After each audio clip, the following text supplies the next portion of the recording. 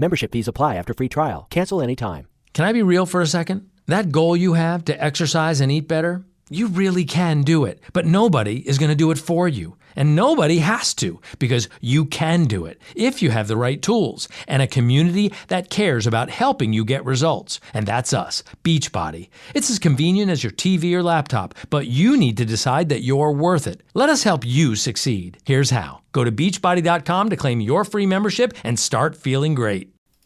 This podcast is a member of the Voices of Wrestling Podcasting Network. Visit voicesofwrestling.com to hear the rest of our great podcasts, as well as show reviews, columns, opinions, and updates across the world of wrestling.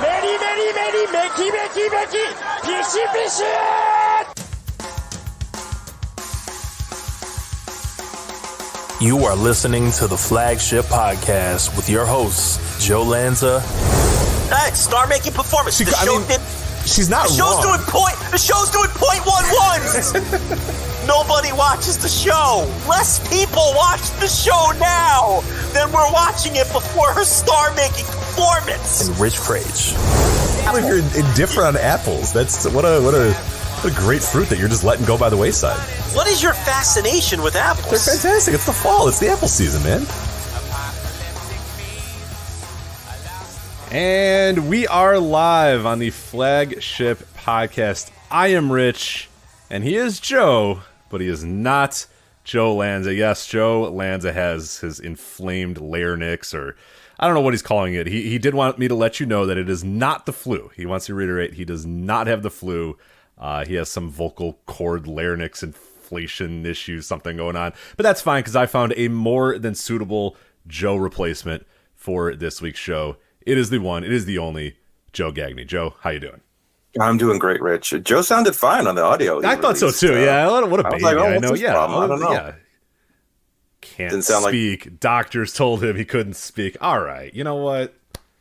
Yeah, sound like Hanma from gargling razor blades. Yeah, but other than that, he sounded fine. Other than that, I mean, Giant Baba did it for years and nobody cared. He was like a big commentator. People loved Giant Baba, and he, kind of sounded the same way. So I you know what I mean? Well, look. Joe takes sick days. I don't.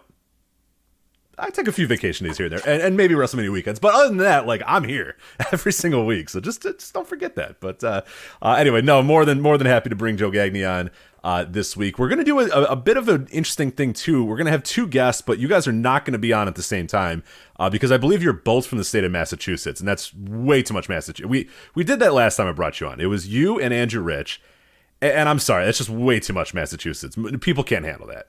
The people have spoken. Some might say it's not enough, Rich. I do. Who said that? Someone in the Discord said, well, Massachusetts is the best state. Well, and it got I think 50 thumbs down. I was going to say, you got resoundingly thumb down. Wow. So I agree that most people would say that there 2 is more than enough. Massachusetts. But no, we're going to do, Joe is going to come on here first hour and a half, 2 hours of the show. We're going to talk about Antonio Inoki, AEW infighting between Andrade and Sammy Guevara, WWE Extreme Rules, New Japan's Declaration of Power, and a few other topics along the way as well. And then we're going to tell Joe to hit the bricks, and we're going to bring on Scott Edwards, who writes for voicesofwrestling.com, for a Joshi segment. Yes, a very rare Joshi segment here on the Flagship Podcast. We're going to talk about Stardom's 5-star Grand Prix finals, the rise of Julia. He wrote a really, really great article on the website that we're going to talk about, as well as Stardom's importance in Pro moving forward as the relationship with New Japan continues to grow. And then this weekend, Tokyo Joshi Pro has the Wrestle Princess 3 show. We'll touch on that as well. So it'll be a 2-guest, 2-part-ish show, but should go pretty smooth and should be pretty fun. But yeah, Joe, I want to thank you again for coming on here and filling in on a short notice. But again, as I said, you volunteered to do this, so it is your fault. That you're no problem. I bet Lanza's kicking himself missing out on Inoki and Joshi discussion. Yeah, and honestly, you're probably a better person to bring, because I heard a lot of people be like, "Oh, is Joe going to do Inoki next week? Is Joe going to talk about Inoki next week?" And I was like, I don't know if you want Joe to talk about Inoki. It's Joe's Inoki eulogy is going to be a little different than you and I think, a lot of ways. But I think that's the best place to start, obviously, when, one of the 5 most important figures in professional wrestling history passes away. Like, you kind of have to start the show off with that. So we of course, are going to have to start off with the life and the career of Antonio Inoki. Passed away obviously earlier this week or over the weekend. I forget the exact day. I think it was October. Well, no, it was October 1st, right? I think was the official date of his passing. But for a lot of people, it was something that felt inevitable. And, I heard from some people that, had worked from New Japan or had worked and it was basically like everybody was kind of ready for the day when that news was going to come. And they really wanted to get him in the ring at some point during this 50th anniversary. They really, really wanted to get him, as part of this celebration of the company that obviously he created. Unfortunately, it never did come to fruition, and that's a bit of a shame that they weren't able to do that. But it did seem like they were able to mend some fences before he passed away as well, New Japan and Inoki. And I know that there's been some they're doing the 10 bell salutes, and there's going to be some other stuff honoring Antonio Inoki. So that is good. At least they got to that point. And I know Okada has been front and center and trying to kind of be the olive branch to say, oh, okay, look, there's some bad blood, there's some wounds still from the Inoki era, but let's, as we're celebrating our 50th year, and as he, we don't know how much longer he's going to be on this planet, let's try to mend that fence and do something. It looked like they did a little bit in this final year, so that is at least good to know. That we got that. But what was your initial thoughts when you heard the news of Antonio Inoki passing away? It was kind of like when Bruno passed away, and it was just so surprising. And I know that seems weird. Inoki was, I believe, 79, which is not the young age. It's pretty darn good for a wrestler. And it was still kind of surprising. I knew he'd been in bad health, but he's just kind of this monolithic figure that you never think, oh yeah, he's going to be gone one day. He just, he wasn't involved in wrestling, but you just kind of always assumed he would be around. He cast that larger shadow over so many. I mean, we could spend days discussing his life and times, and just going beyond wrestling. There's politics and MMA and just all kinds of things. It's hard to know where to start.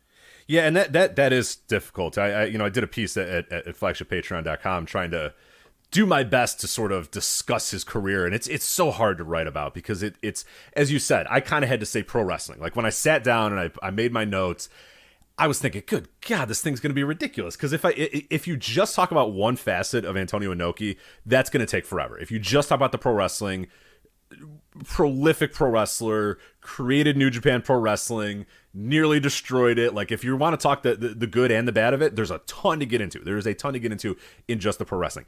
If you want to just talk about the MMA kind of being the founder, the creator of MMA, like you can do that. You can really do an entire article just about this man who, obviously was a pro wrestler, but was fascinated by the idea of mixed martial arts and challenging and finding out who the best fighters in the world were. So you got that. If you want to just go to the Ali fight, there's a book about it. Somebody wrote a book just about the Ali fight, and you could do that, and that's more than justified. That is all you cover is the Ali fight, and then you get into here's a photo of Antonio Inoki and Saddam Hussein. It's like what?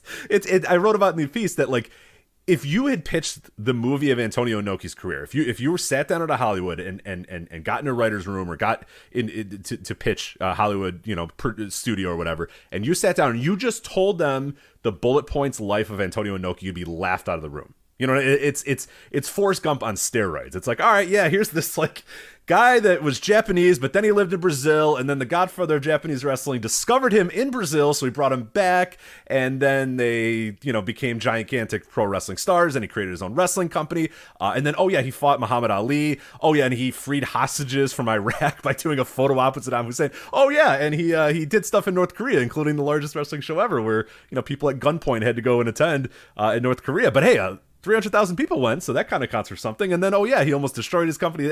If you explain the Inoki story, you get laughed out of the room because it's so ludicrous, and it's so difficult to kind of tell his story. Like what we're going to try to do here is going to be almost impossible because you can't condense this guy's life to 30 minutes or 40 minutes or whatever because there's just too much to it. It's too vast and it's too just insane. Like every next Inoki story is just even more insane than the other. We could do an hour just about the people lining up to get slapped by him on New Year's Day or whatever. Like just an hour on that, I think is more than justified to discuss.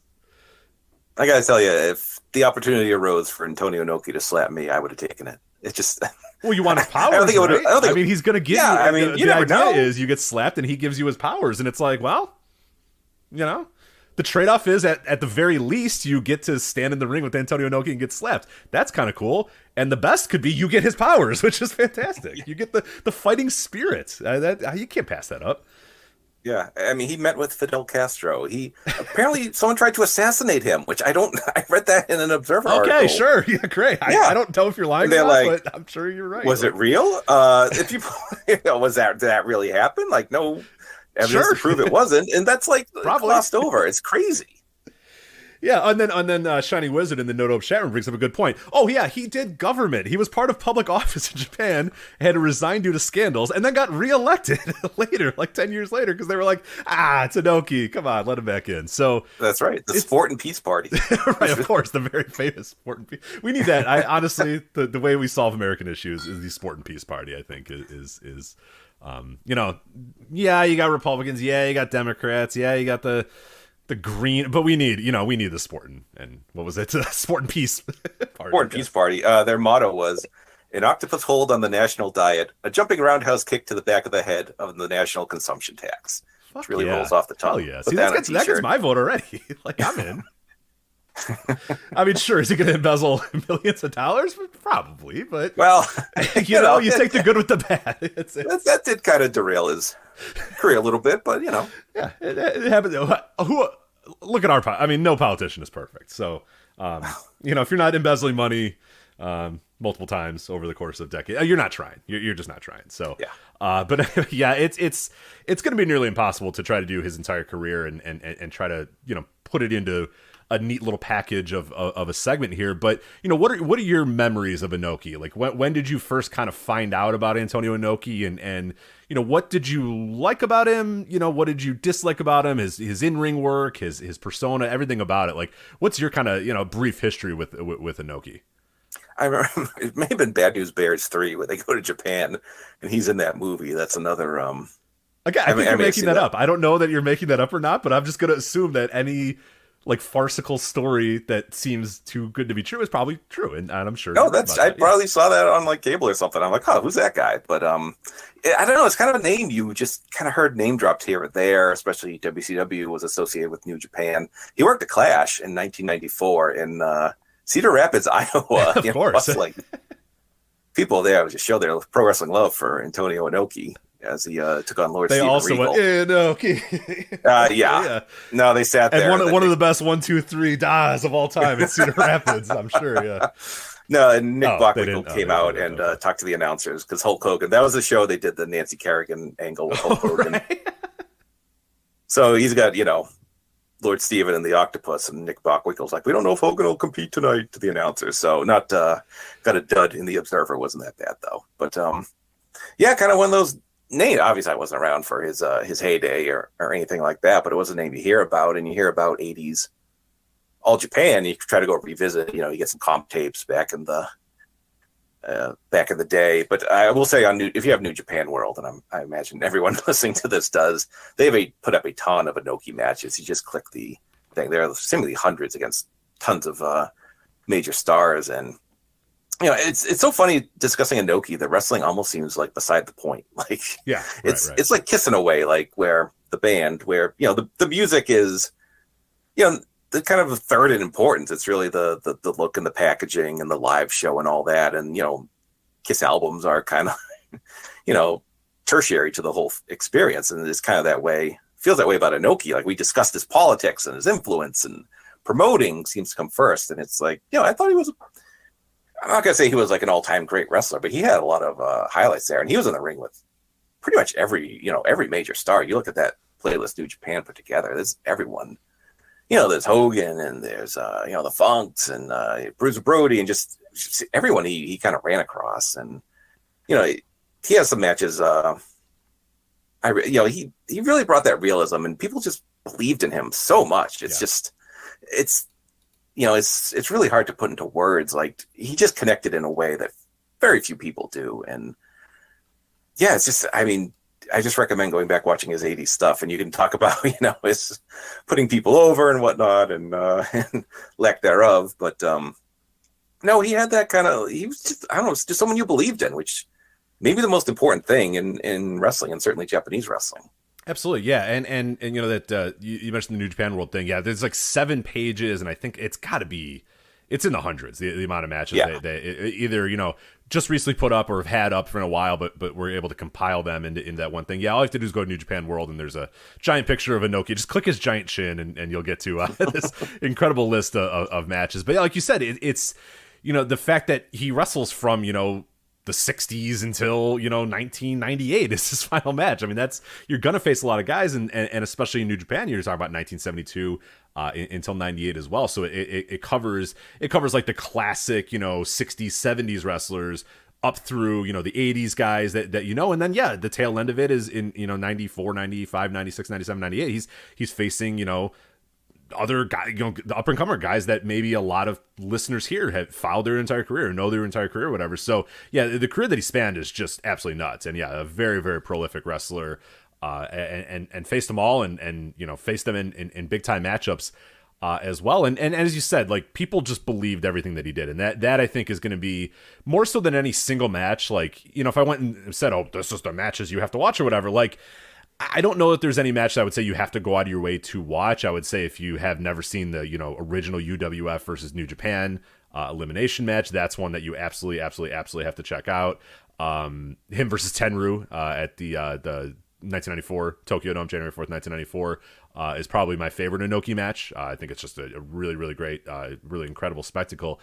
But other than that, it's like you can just kind of go to that page and say, Antonio Inoki versus Willie Williams, what the hell is this? And just click it. And just, then that's, I think that's the truest Inoki experience, is to click and go like, who in God's name is Mr. X and why is Inoki facing him? Just watch that. Or who is this?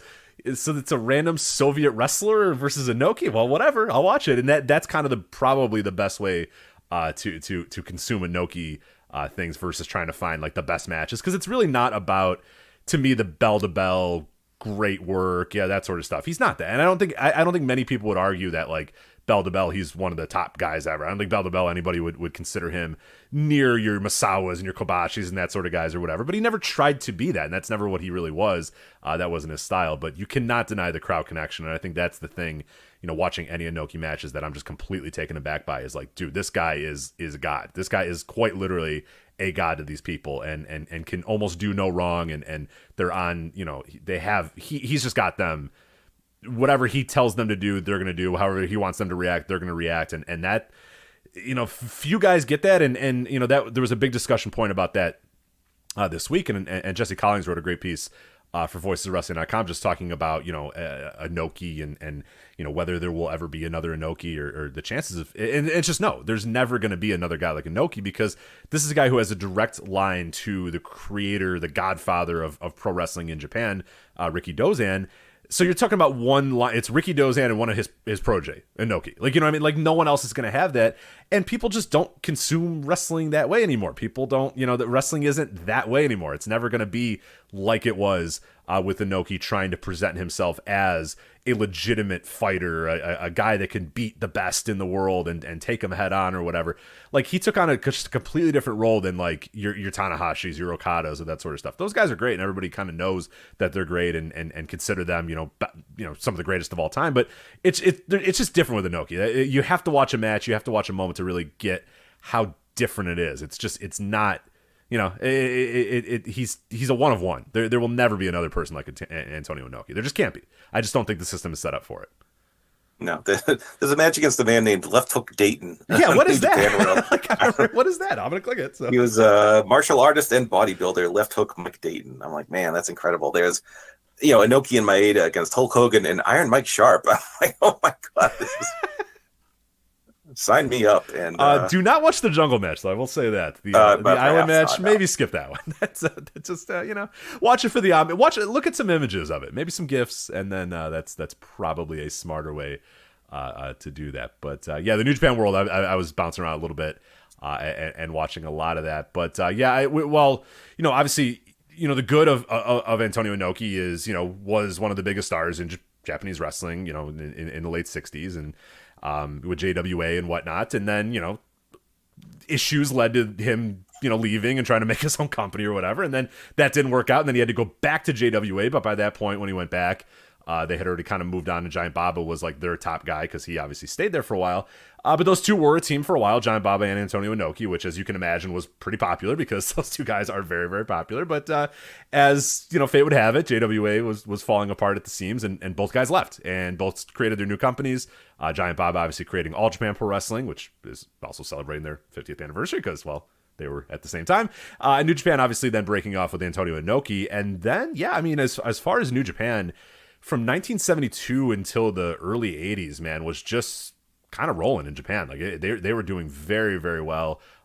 Big crowds, bringing in top talents, that sort of stuff, having good connections with American companies. New Japan was rolling for a long time there, and then the Inoki problems that were kind of pop up constantly throughout his career popped up, where guys are looking around at full houses and big crowds and TV deals and all this sort of stuff and going, hey, can I get a little bit of that money? And Inoki going, what money? I don't know what money you're talking about. And then them leaving. And that's what leads to the original UWF, thing where those guys leave. And then, obviously they come back later because UWF is a failure. And then they come back and then they do the, as I mentioned, the New Japan versus UWF elimination tag, which you absolutely, if you're listening to this and you've never watched that match, finish the show. You should definitely finish the show, but then immediately after the show, go watch that match. I mean, that is one of the all-time coolest matches with one of the greatest crowds you can ever possibly have in that one. And then, unfortunately, that would kind of become a constant theme throughout the 80s and the 90s, is that, top stars would emerge in New Japan and then go hey, can I get some more money? And then Inoki would say, well, no, I can't do that, or, we don't have the money there. And little by little, the embezzlement and Inoki using funds from New Japan to pay for other things just kind of reared its ugly head a bunch of times over and over and over and over again. Guys would leave, guys would come back, and that sort of stuff over and over and over again. And unfortunately kind of clouded a lot of the, but with that said, those guys usually would end up coming back, and then it would be at a really cool moment. Then they would have an invasion angle where the UWF guys are in, or the UWF guys are in, or these guys leave and come back, or Riki Choshu leaves and comes back. So there was a lot of really, really cool stuff that was created basically by Inoki's embezzlement and all that sort of stuff.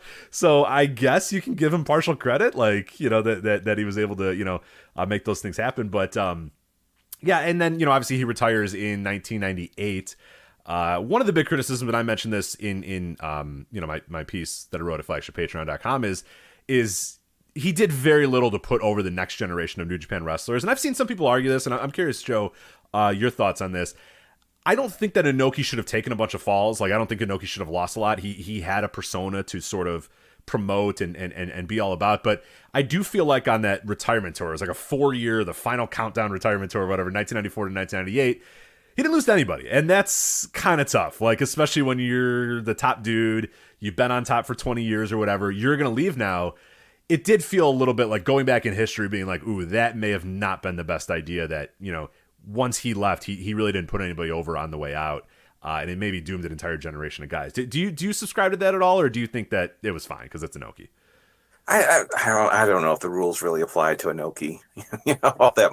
I mean, you'd think you could lose. You shouldn't do a ton of jobs on the way out. You should do one job that's hopefully meaningful. But I don't even know if people want to see that. Yeah, and that's a really good point. Is that it may have actually backfired. You know what I mean? People would have maybe been upset that this guy beat Inoki on his final countdown tour. They're annoyed that Inoki lost or whatever. Yeah, it got to that point. I mean, hell, you look at the Vader win, that famous Sumo Hall riot, where there were some other issues that led to the fans being annoyed and angry or whatever. But Vader beat Inoki and beat his ass, and the crowd was like, "Fuck this," and decided light cushions on fire and basically start a riot. And yeah, it's like, maybe they thought about that. Maybe they said, hey, look, we can have, Shinya Hashimoto beat Antonio Inoki, but is that going to get the right kind of heat, or are people just going to be upset that Shinya Hashimoto beat their legend, their god, their deity, Antonio Inoki? It's an interesting question. I watch a later Vader Inoki match, and Vader goes up to the top rope at the end, and I'm like, oh my god, this is totally Jonah and Okada. It was just note for note. I can see why that resonated so deeply with people who were fans at the time. But yeah, I mean, one of the classic ones that's brought up, and Gerard brings it up in the note of chat right now, is Fujinami, never putting over Fujinami in a singles match, doing a 60-minute draw, and that be like, all right, there you go, you drew with me, that's basically a win. And it's like, it's not really, and then, so the little stuff like that. And when he did take singles losses, it was usually to guys that were already well established, guys that weren't regulars in New Japan, your Tenrus, like you said, when he did the job to Vader, that was obviously a big moment, and it worked, and it made Vader a big, giant deal. And that's where you can kind of argue, well, hey, it worked that time. Why didn't you just try it a few more times? But I get both ends of it. Regardless, he obviously retires in 1998. He did wrestle a few more times after that, or some exhibition matches here and there. But for all intents and purposes, done wrestling in 1998. And this is kind of when things start to go awry for Inoki, and especially in New Japan, is just the over-reliance on the shooters and the real fighters, and just kind of the obsession with New Japan needs to present the best fighters in the world versus the other best fighters in the world, and we have to prove that we're strong and all that sort of stuff. So you got a lot of, not great wrestling matches with guys that weren't wrestlers because they were legitimate fighters, they were wrestlers, they were judo experts, they were karate guy, like all that sort of stuff that ended up kind of taking over the company. And on the flip side of that, you have All Japan on the other side.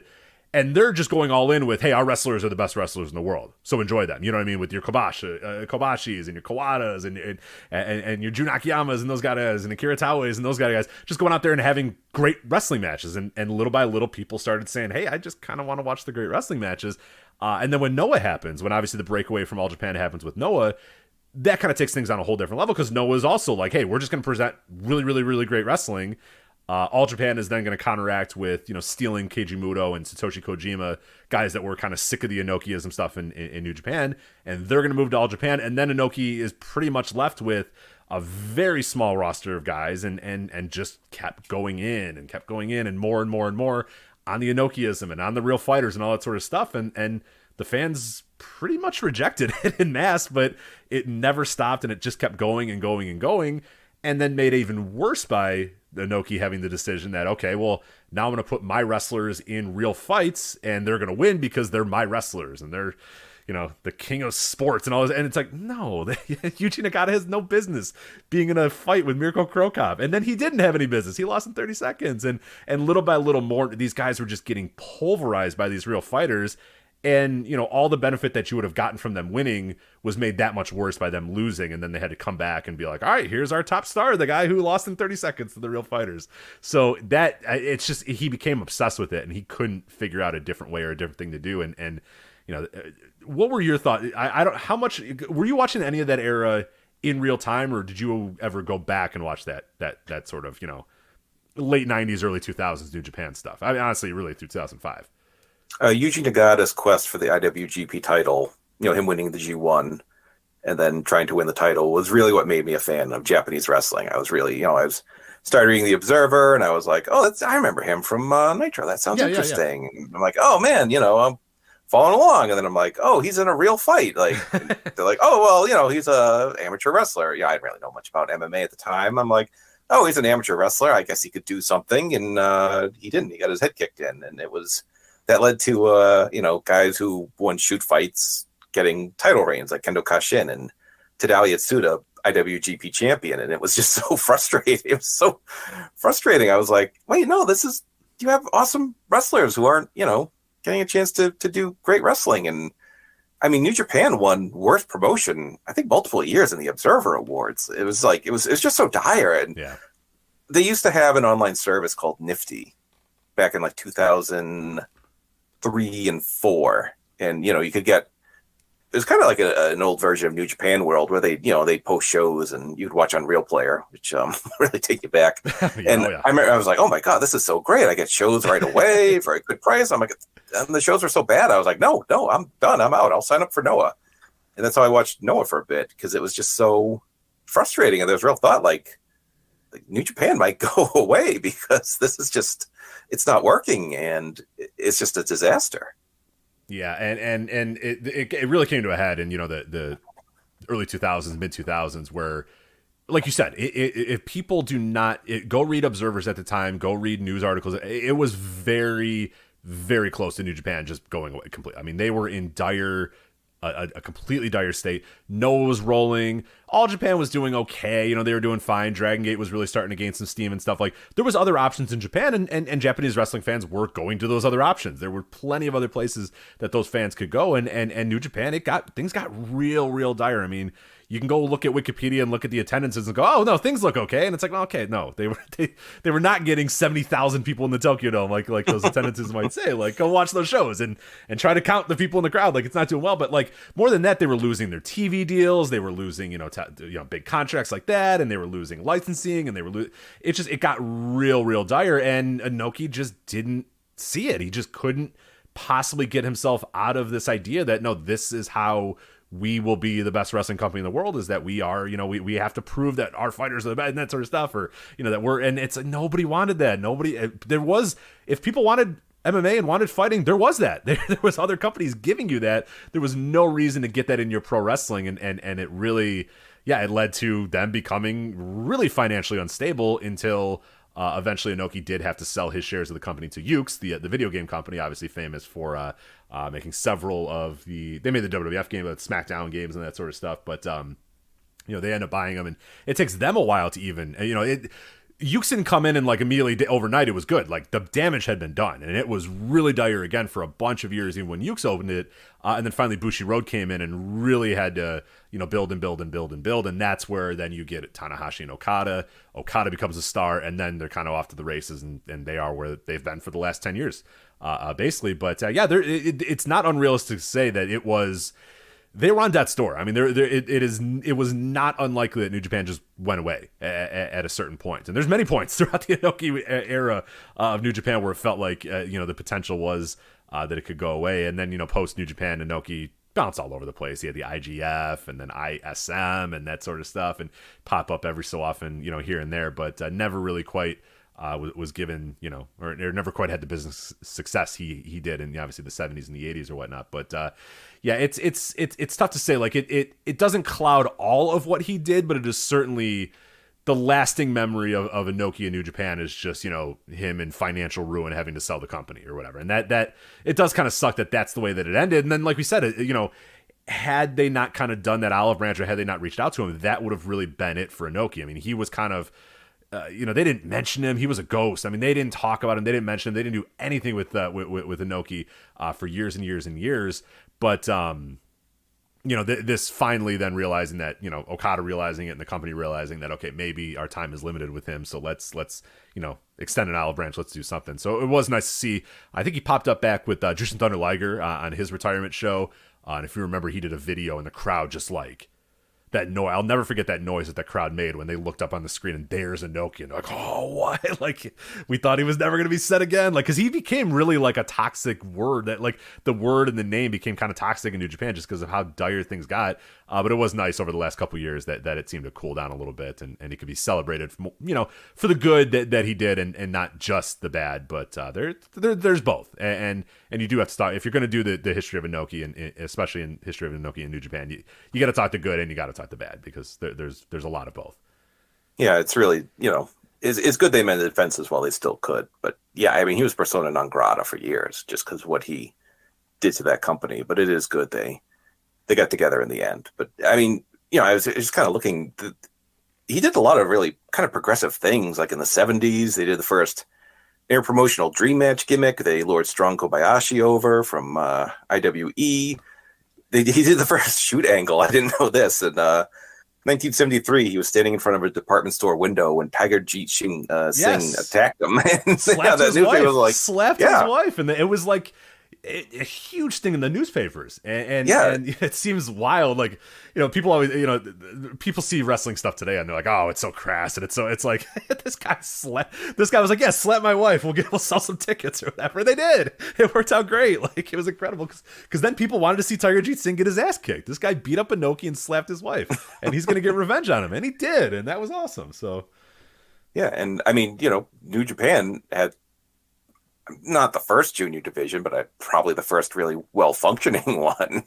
And also kind of invented MMA. So, right. And also mixed martial arts, a billion-dollar industry, yes.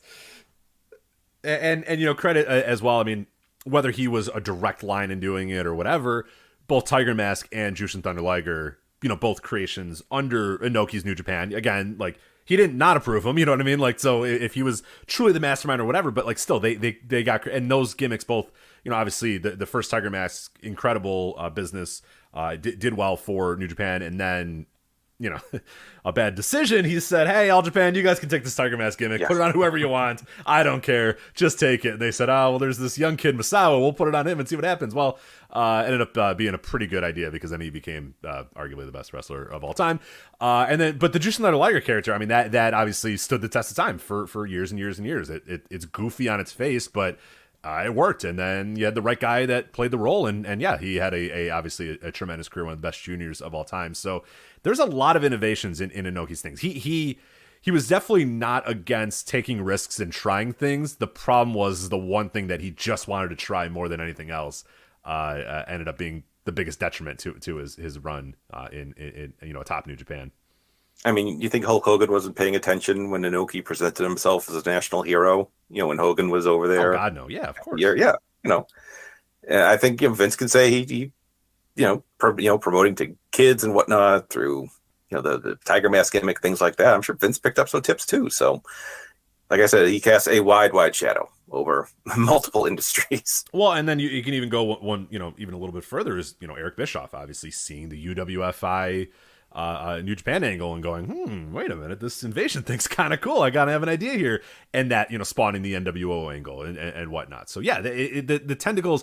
When you have somebody like Inoki, and that's what he said, like top 5 most important, prolific, important, whatever words you want to use. Like he's there. He is in that upper echelon. Like at worst, he's top 5. You know what I mean? Like you can say, oh well, Vince McMahon or this guy or that guy and Ricky Dozan and yada yada. Okay, fine.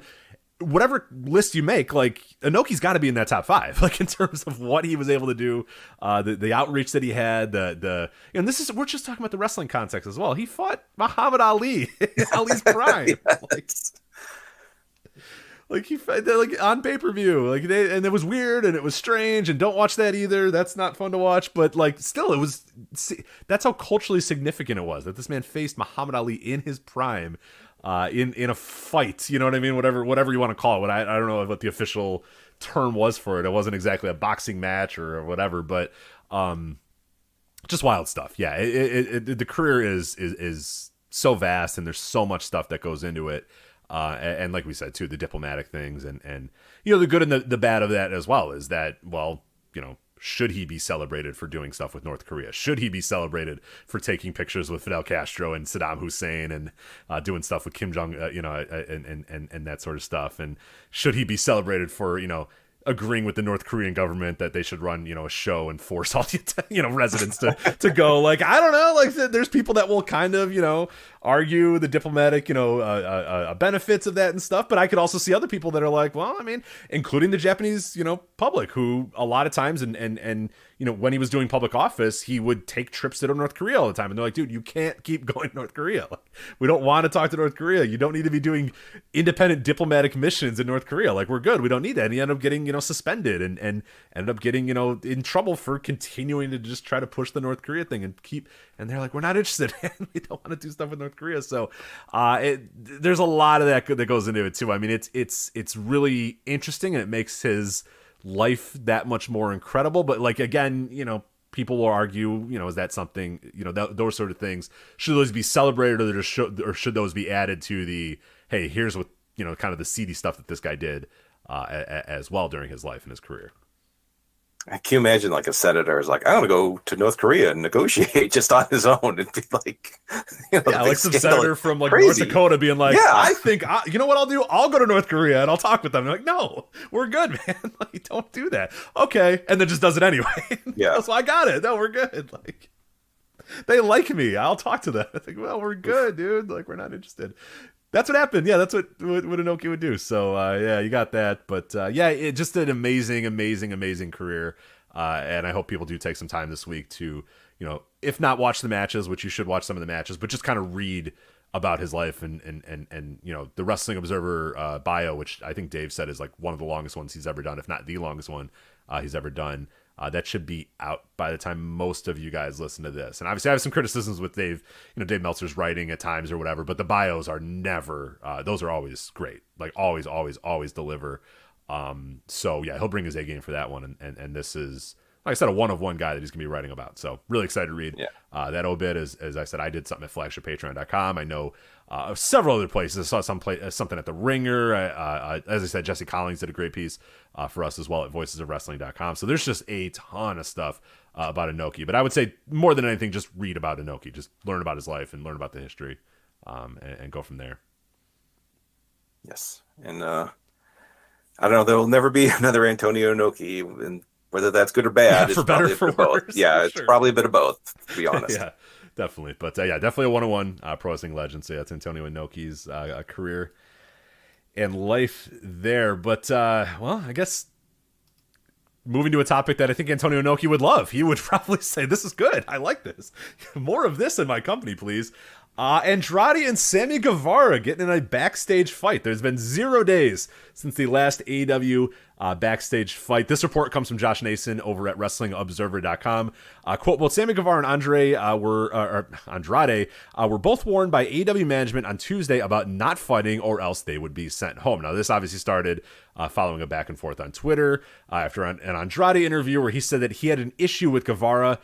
Dave Meltzer said that both men were talked to on Tuesday and told there would be no fighting or else both would be sent home. In Andrade's case, he was told he would not be fired if he got into a fight. We'll get to that in a bit. Both agreed and said there would not be any issues. Meltzer said that he got 5 different accounts of what happened, 3 of which were identical, with a 4th pretty close to the other 3. The consistent story is that Guevara did not throw any punches or fight back even after Andrade punched him, possibly a, quote, sucker punch, according to what Meltzer and Alvarez heard. One account had Andrade spinning Guevara around, Guevara pushing him, and then Andrade punching him. Meltzer said that he had heard Andrade was waiting in a hallway for Guevara, and the two got 2 punches in before it was broken up. Andrade was sent home, and there's no word on what AEW plans to do with him for now. It was noted that he is under contract for several more years, and there's speculation he would like to return to WWE. Part of the reason for the behavior this week. Joe, what is going on here? What the hell? Andrade and Sammy. We'll start out with the fight, and then we'll get into the Andrade possibly wanting to leave for WWE, that sort of stuff, not being fired. But what do you make of this fight? Backstage, yet another backstage fight in AEW, which is becoming a trend these days. The NXT parking lot's truly a deadly place. The NXT parking lot of wrestling promotions right now. Yeah, it's like a level and a beat 'em up, just endless fighting everywhere. It seems like Andrade is not happy, wishes he was back in the WWE, and wants to get there any way he can, which to him was provoking a fight with Sammy Guevara, who does have a history of being caught up in these things. I don't know how much blame you can place on him in this instance here. Maybe you don't yell back at Andrade on Twitter.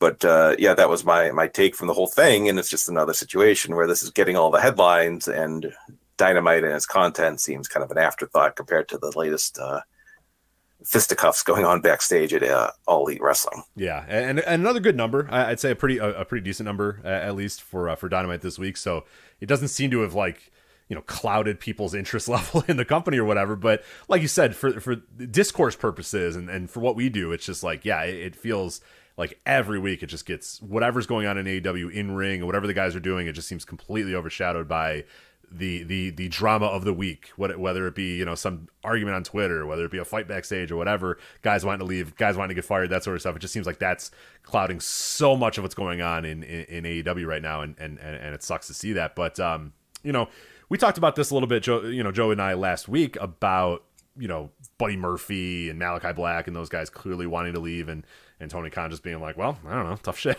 Like, you signed a contract and I don't want to let you go.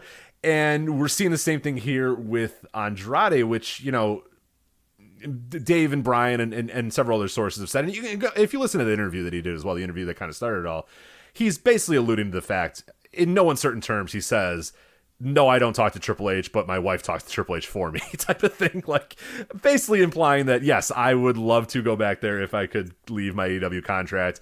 He said that he would, lay down, find a way to lose the match with 10 this week because, his AEW career was on the line in that match. So he'd find a way to lose if that means he could get out and go elsewhere. And I don't know if that's a little bit of bravado or whatever, but then his actions this week seem to indicate not bravado at all, and that he's, trying to get fired by any means necessary. And now we're in this weird dilemma thing here. To me, I don't see it as much of a dilemma. Like, I have a pretty easy answer to what you do here, but I've seen people say, so what do you do now with this? Like, so you have Andrade who let's go with the, everybody but the TMZ account seems to indicate that Andrade was the aggressor in this situation. Punched Sammy, provoked Sammy enough to get him to punch, whatever it was. Like, everybody but TMZ seems to think that Andrade was the main antagonizer of this. People kind of alluding to the TMZ report. Maybe certain people involved in this story may have sent that report to TMZ as quick as possible. Whatever it is, like, everybody that I've seen reported seems to agree with the idea that Andrade was the aggressor, started the fight, whatever. He wants to get fired. And the easy thing to do is just say, all right, dude, get out of my locker room, go away. I don't want anything to do with you anymore. You don't want to be here. You don't have to be here. You're gone. You're fired. Leave. The problem with that, though, is that you set the precedent that if you want to get out of your multi-year contract, you just fight your coworkers. And that, I don't know if that precedent you want to set. Like, do you think that would be, let's go with that idea, Joe. Let's go with the idea that Tony Khan woke up today and just said, you know what, dude, go to WWE then. I don't care. Get out of my life. Get out of here. Just go away. Fine. You won the war. Good. Go. Do you think that would open up the floodgates to more people deciding, because I have seen that floated. Like, I don't know if it would just be all out warfare, but I do agree that it would cause a lot of people to say, all I have to do is kind of be an asshole and I'll get fired and I can go and do my contract to WWE and leave and get out of it or whatever. Do you think that it would start that, or do you think that's maybe just conjecture? I don't think you can take the chance that it would, because what if Charlotte Flair called up Hangman Page and said, hey, FYI, you could get a $7 million deal if you could go to WWE right now. You know, what if he goes and says, yeah, I want out. Like, if you let Andrade out, why can't you let Hangman Page out if he's not happy? It's just, I mean, you are in a wrestling war, and that, means it's probably not great that Andrade is at a place he's not happy at, and it would be great if, he could just quit, but that's not the way it goes. You're in a wrestling, you can't have him showing up on the season premiere of SmackDown and, being like, who sucks AEW? Like, you're already fighting an uphill battle in perception that, WWE is on this big upswing, and, you have all these kind of scandals. You can't add to that. You just can't. So I would say, I would send him home, or I'll say, hey, I'll let you go, but you can't go to WWE. If you want to take your chances in CMLL or, wherever, somewhere in Japan or anything like that, Impact, have at it. But, you're not showing up on Raw or SmackDown. Yeah, and I would agree that that's to me the only option that you have right now is one of those two, like you said. You either send him home with pay and say, look, I'm going to pay you for the duration of your contract, your multiple years that you still have on your contract that we signed, but I don't want to see you. You don't have to come to any of my shows ever again, and I don't want to see you ever again. Like, you're never going to wrestle for me ever again. You're never going to be in my locker room again. You can go sit home, and the checks are still going to come in the mail. But you're good. So, or like you said, we can work out a buyout of your contract. But if that happens, like you said, we're in a wrestling war, and there's no way that Tony Khan or AEW is going to say, yeah, let's work out a buyout, and then just pop on over to WWE whenever you want, man. Like, and it can't, not even like a 90-day no compete or anything. Like, it's got to be, we'll buy you out or we'll release you or whatever. But you go hang around Impact, go do CMLL, go New Japan, go do New Japan Strong. I don't care, but you're not stepping foot on Raw or SmackDown or NXT ever if we're going to let you out of this contract. And that's kind of where we're at right now. And that's what you have to do. And you have to set that precedent, not because I think that like everybody would start fighting to try to get out of their contract, but like quite literally fighting what I mean there. But like there could, like you said, there would be, it proves that insubordination will be enough to get you out of your contract. You can sign a multiple year contract with Tony Khan or with AEW, but then if you just act like an asshole or do something, you can get out of it whenever you want. And that's kind of the precedent that you set by saying, okay, Andrade, you proved your point, you can go now. Because then the floodgates open for, just like you said, people have an inkling that the other side would be interested in them or whatever. All they have to do is do X, Y, and Z, and they can get out of this contract. And that you don't want to set that precedent, not when you're in wrestling war, and not when you have contract. Like, a contract should kind of mean something, you know what I mean? Especially in pro wrestling, especially when WWE doesn't really honor contracts that much. AEW has, for the most part, I think really, honestly, all 100% has honored everybody's contracts. And when the contracts are up, then, those people will go and they'll not be renewed and that sort of stuff. But everybody has nobody's been fired, quote unquote. So Andrade would be the first of those people. But yeah, it's a very interesting thing that we're going through right now. And so much of it is Paul Levesque taking back control of WWE or taking control of WWE or whatever. And these people that, you know, when they signed these multiple year deals and stuff, they were thinking, oh, Vince McMahon's in charge and I'm never going to get a fair shake over there. I'm never going to get a chance over there. So I'm going to, you know, take the money and take the multiple years of security from this new company or whatever. And yeah, a lot of those people are now looking at those contracts and going, fuck, I want to go back with Paul and I want to go back to WWE and that sort of stuff. I want to go where my wife is or my girlfriend is or whatever. And that's totally, I get it. I absolutely get it. Like I would love, I'd be, if I was in that position, I'd probably be the same way. But I mean, you signed a multiple year contract, you know, during a wrestling war. It's going to be very difficult. It can't, and I do see people saying, well, why AEW should just let him go? It's like, well, yeah, okay. But you know, it doesn't work that way. Like that's just not how it's going to work. You have a contract. You're in a war. You're competing with that other company. You cannot just let people out of contracts. You can't make contracts mean nothing. They have to mean something, and that applies to both ends as well. And signing a contract protects the employees as well. It protects the wrestlers because they can't get fired at a moment's notice. And Tony hasn't done that yet. He hasn't fired anybody at a moment's notice. So it has worked both ways with the contracts in AEW so far. And I don't know. It's. To me, I would take the whole crew, and you know who the guys are too. You know it's the Buddies and Andrades and Malakais. I would round them all up and say, guys, just go home. I'm going to pay you for the next 3 years. If you get sick of sitting at home, call me and we'll work out a buyout, but I'm not letting you go to WWE. Like you said, you can go where, knock yourself out in CMLL, knock yourself out in New Japan, knock yourself out in Noah. I don't care. You're not going to WWE, so you can sit home and get paid, or you can get on the phone and we can have our lawyers hash it out and we can do a buyout, but you're never going to WWE, at least not during the length of your contract. You have to do that. Like if you're Tony Khan, if you're AEW, that's kind of where you're at right now. You have to do that with these guys because you just cannot set the precedent that insubordination gets you out of your contract. You just can't. Andrade needs to be a professional like Roosh. Yeah. The clock is still ticking on. I cannot have is he just so I can't imagine all this drama happening around Roosh and Roosh just sitting there being like, I'm good. It's a nice job. This contract's pretty good. You know, I'm doing all right. Like it feels inevitable that at some point the Roosh is going to be Roosh, but I don't know. Who knows? Who knows right now with those guys? And obviously the Bandito thing is still kind of a work in progress. Is he signed? Is he not signed? He says he has a WWE offer. He also has an AEW offer. He has not officially signed anywhere as of this, so who knows what's going on with that. But it's very wild times here, and you know, just it's to me, I find it kind of fun. I don't know. Where do you lay on it? Because I know where Joe thinks about this. Joe Lanza, where do you fit on this? Do you think this stuff is interesting and fun, or do you kind of does it wear on you a little bit, and do you kind of get annoyed of all this drama and backstage and the contracts and guys trying to get out of that sort of stuff? Where do you stand on it? Both. You know, it certainly is interesting, kind of the machinations backstage, and you know, guys have viable places to go, which wasn't the case for really 20 years. Mm-hmm. So you know, that's good, but it does get a little tiresome. This is what we're discussing, and not anything that happened on, you know, a pretty darn good Dynamite last night. Yeah, no one's talking about Wheeler Yuta and MJF going out there and having a great opening match or whatever. We're not. I mean, it's not in my run sheet. I'm looking at it. It's, you know what I mean? Like, I'm guilty of it too. So you're right. I think that's the thing is, like, I enjoy it. I enjoy the kind of, I enjoy the health of the business. Like, that's the thing that I think is the most important, is that it's a healthy wrestling business right now, and there is competition, and there is an ability in the marketplace to get, you know, your top value, and there's people, you know, competing for talent, which is good, and that only is going to mean great things for the talent and money and that sort of stuff. But at the same time, yeah, it's just kind of annoying that it just takes over every bit of discourse about the company. Is just, who's leaving, who's not going to leave, who's got a contract, who's not. Like, I just kind of sometimes want to end a week and just go, hey, you know what, that Dynamite was really good. Let's talk about the matches on that Dynamite.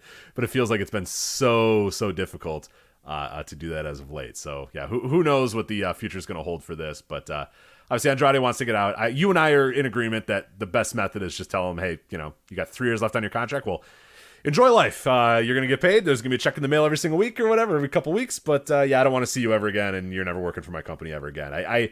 I don't know how you come back from this. I don't know how you come back from just a blatant attempt to get out of your contract by starting a fight with a fellow talent. But I don't know. Maybe we'll get more details on the story and see where it goes, or maybe we haven't resolved the last fight. We're still, you know, we don't know what happened with the Elite and the CM Punk. Like, I don't think we can resolve the Andrade thing for a while either until we get resolution to, I don't know, the guys that founded the company and one of the company's most important wrestlers. So I don't know, man. It's like I said, yeah, that almost seems like old hat now, and it's like we don't even know what the future of that is. So, God, it's wild. I don't envy Tony Khan. I'll tell you that. It seems like a pretty a very tumultuous workplace right now, but who knows? Well, given his job and pocketbook, I do still envy him, but perhaps not. You're right. You know what? I would switch this because then I just sit on my yacht and go, whatever. Who cares? Yeah. It is funny. Everyone's like, "Oh my God, another backstage fight!" And I was watching that Tales from the Territory show where Jerry Jarrett's talking about ripping out Mario Galento's eye because he tried to attack him, and it's like, "Oh yeah," and then Galento got a razor, and Jimmy Valiant pulled a gun on him, and it's like, "Oh right, yeah, his things are still pretty okay from an HR perspective." Yeah, right. Yeah, it is. We are again used to like a very sanitized like pro wrestling world where everyone's kind of happy with their spot and everyone's good or whatever. Because that's how it was with WWE. They were just happy to have a job in wrestling for so long. This is really what pro wrestling is in a lot of ways. It's a bit of an adjustment period, especially with AEW since everything was so like kumbaya and everybody was getting along so well for so long. But yeah, this is probably more what wrestling is just a bunch of just egomaniacs that just can't handle interpersonal relationships whatsoever. This is kind of more what it is, but I don't know. It's a little bit of A, a little bit of B, but like you said, yeah, it's really nothing like the Territories, which were even worse. No.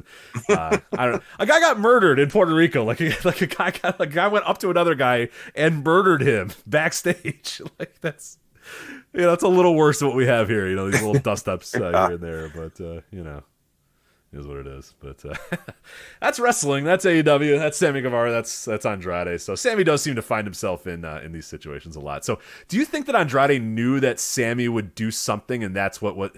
Because like, have you listened to the Andrade interview, or have you just seen the clips?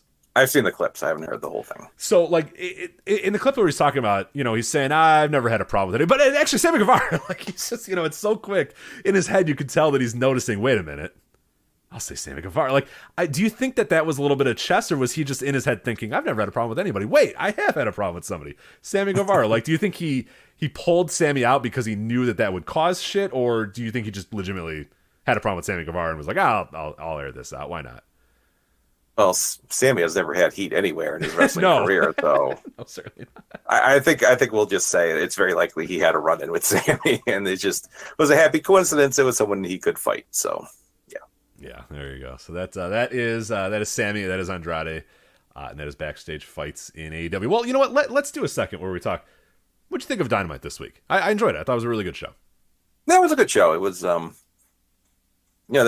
building in Washington that didn't look too great, but I thought the show up and down was good. They're on a good streak. I don't remember the last Dynamite. I was like, yuck, like what a waste of an evening, and it's been very solid for, God, I don't even know the last really stinker of a show. Yeah, you get tremendous wrestling every single week on there. That's why I say more than anything. And Sue Williams wrote his Dynamite Dozen article at voicesofwrestling.com, which is, to celebrate the 3rd anniversary. It was all the best, TV matches from AEW in the last year, and it's just like fucking absurd how many great matches they've had. And it's like, I remember looking at that list, and I forget, there was a match that was on there that was like number 8, and I was like, that's number 8. Like, good God, that was like one of my favorite matches of the entire year. I think it was the United Empire versus Elite. And I was just like, oh my God, that match was fucking tremendous. And I think it was like 9 on his list or whatever. I mean, it's just it's an embarrassment, the amount of great matches that you get every single week on Dynamite. And that to me is what I tend to kind of focus on a little bit more than a lot of the other stuff. And obviously there's criticisms with the show, and I get it. And there's some things that has not been perfect. It's been a little weird. It's been a little strange, but you can't argue with the in-ring work. I think has just been phenomenal, and MJF and Wheeler Yuta was another great example of that, and even the main event finish aside, I think had some really, really great wrestling in it. So they are still an absolutely loaded roster. It's still presenting better TV wrestling than really any other company ever has. But I do agree that there is some stuff that's a little clunky and a little weird in AEW right now. But yeah, to your point, I don't think I've watched a Dynamite anytime over the last God, feels like 6-7 months, maybe a year, where I've been like, well, that was kind of a waste of time. Like, I'm sorry I wasted 2 hours watching that. Like, I never really come away with that thought ever, and that's it's pretty good if you can do that. Yeah. You mentioned MJF, and I just had a thought come to me. I don't know. Was it reported he got like an increase in his salary? I think that was the implication. I don't know if that was kind of storyline stuff, but I think that is true. I can't confirm that 100%, but I do believe that is true. So I don't know if that was just an increase for the remainder of his contract, or if he restructured his deal and he's locked up for another 5 years. Because if he's just given a raise on a contract, that seems also not a good precedent to set. No, not a good precedent to set here, especially with wrestlers. Yeah, no, definitely not. So, there you go. So yeah, I'm looking at the list right now, and the match that I was thinking of was Death Triangle versus United Empire, which was number 10 on that list, and that match was just fucking phenomenal. And then you had United Empire versus the Elite, and that one was number 9 as well. And that was like one of my favorite matches this entire year. And that was like, according to Suit, like the 9th best, Dynamite or 9th best, AEW TV match this year. And I can't disagree because number 8 was Claudio and Takeshita, which was phenomenal. That was a great match. Number 7 was Bryan Danielson and Eddie Kingston. I mean, I don't think anyone's going to argue with that.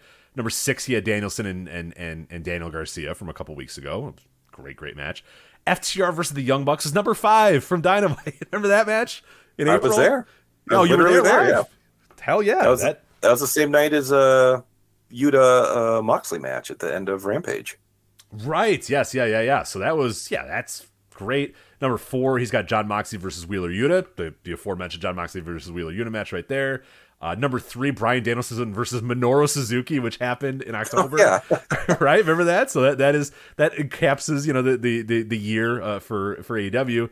Number 2, Hangman versus Bryan Danielson, January 5th. I mean, just phenomenal match. And then number 1, Winter is Coming. December 15th, Hangman versus Bryan Danielson. So that's pretty good for television wrestling. Like free television, getting that high level of matches is pretty damn good. So, for all the stuff going on and all the backstage and all the chaos and that sort of stuff, if you're just a viewer on television, you're still getting treated to some really, really, really good wrestling, and you might not even know or care about any of the other stuff going on, which is we shouldn't lose sight of that.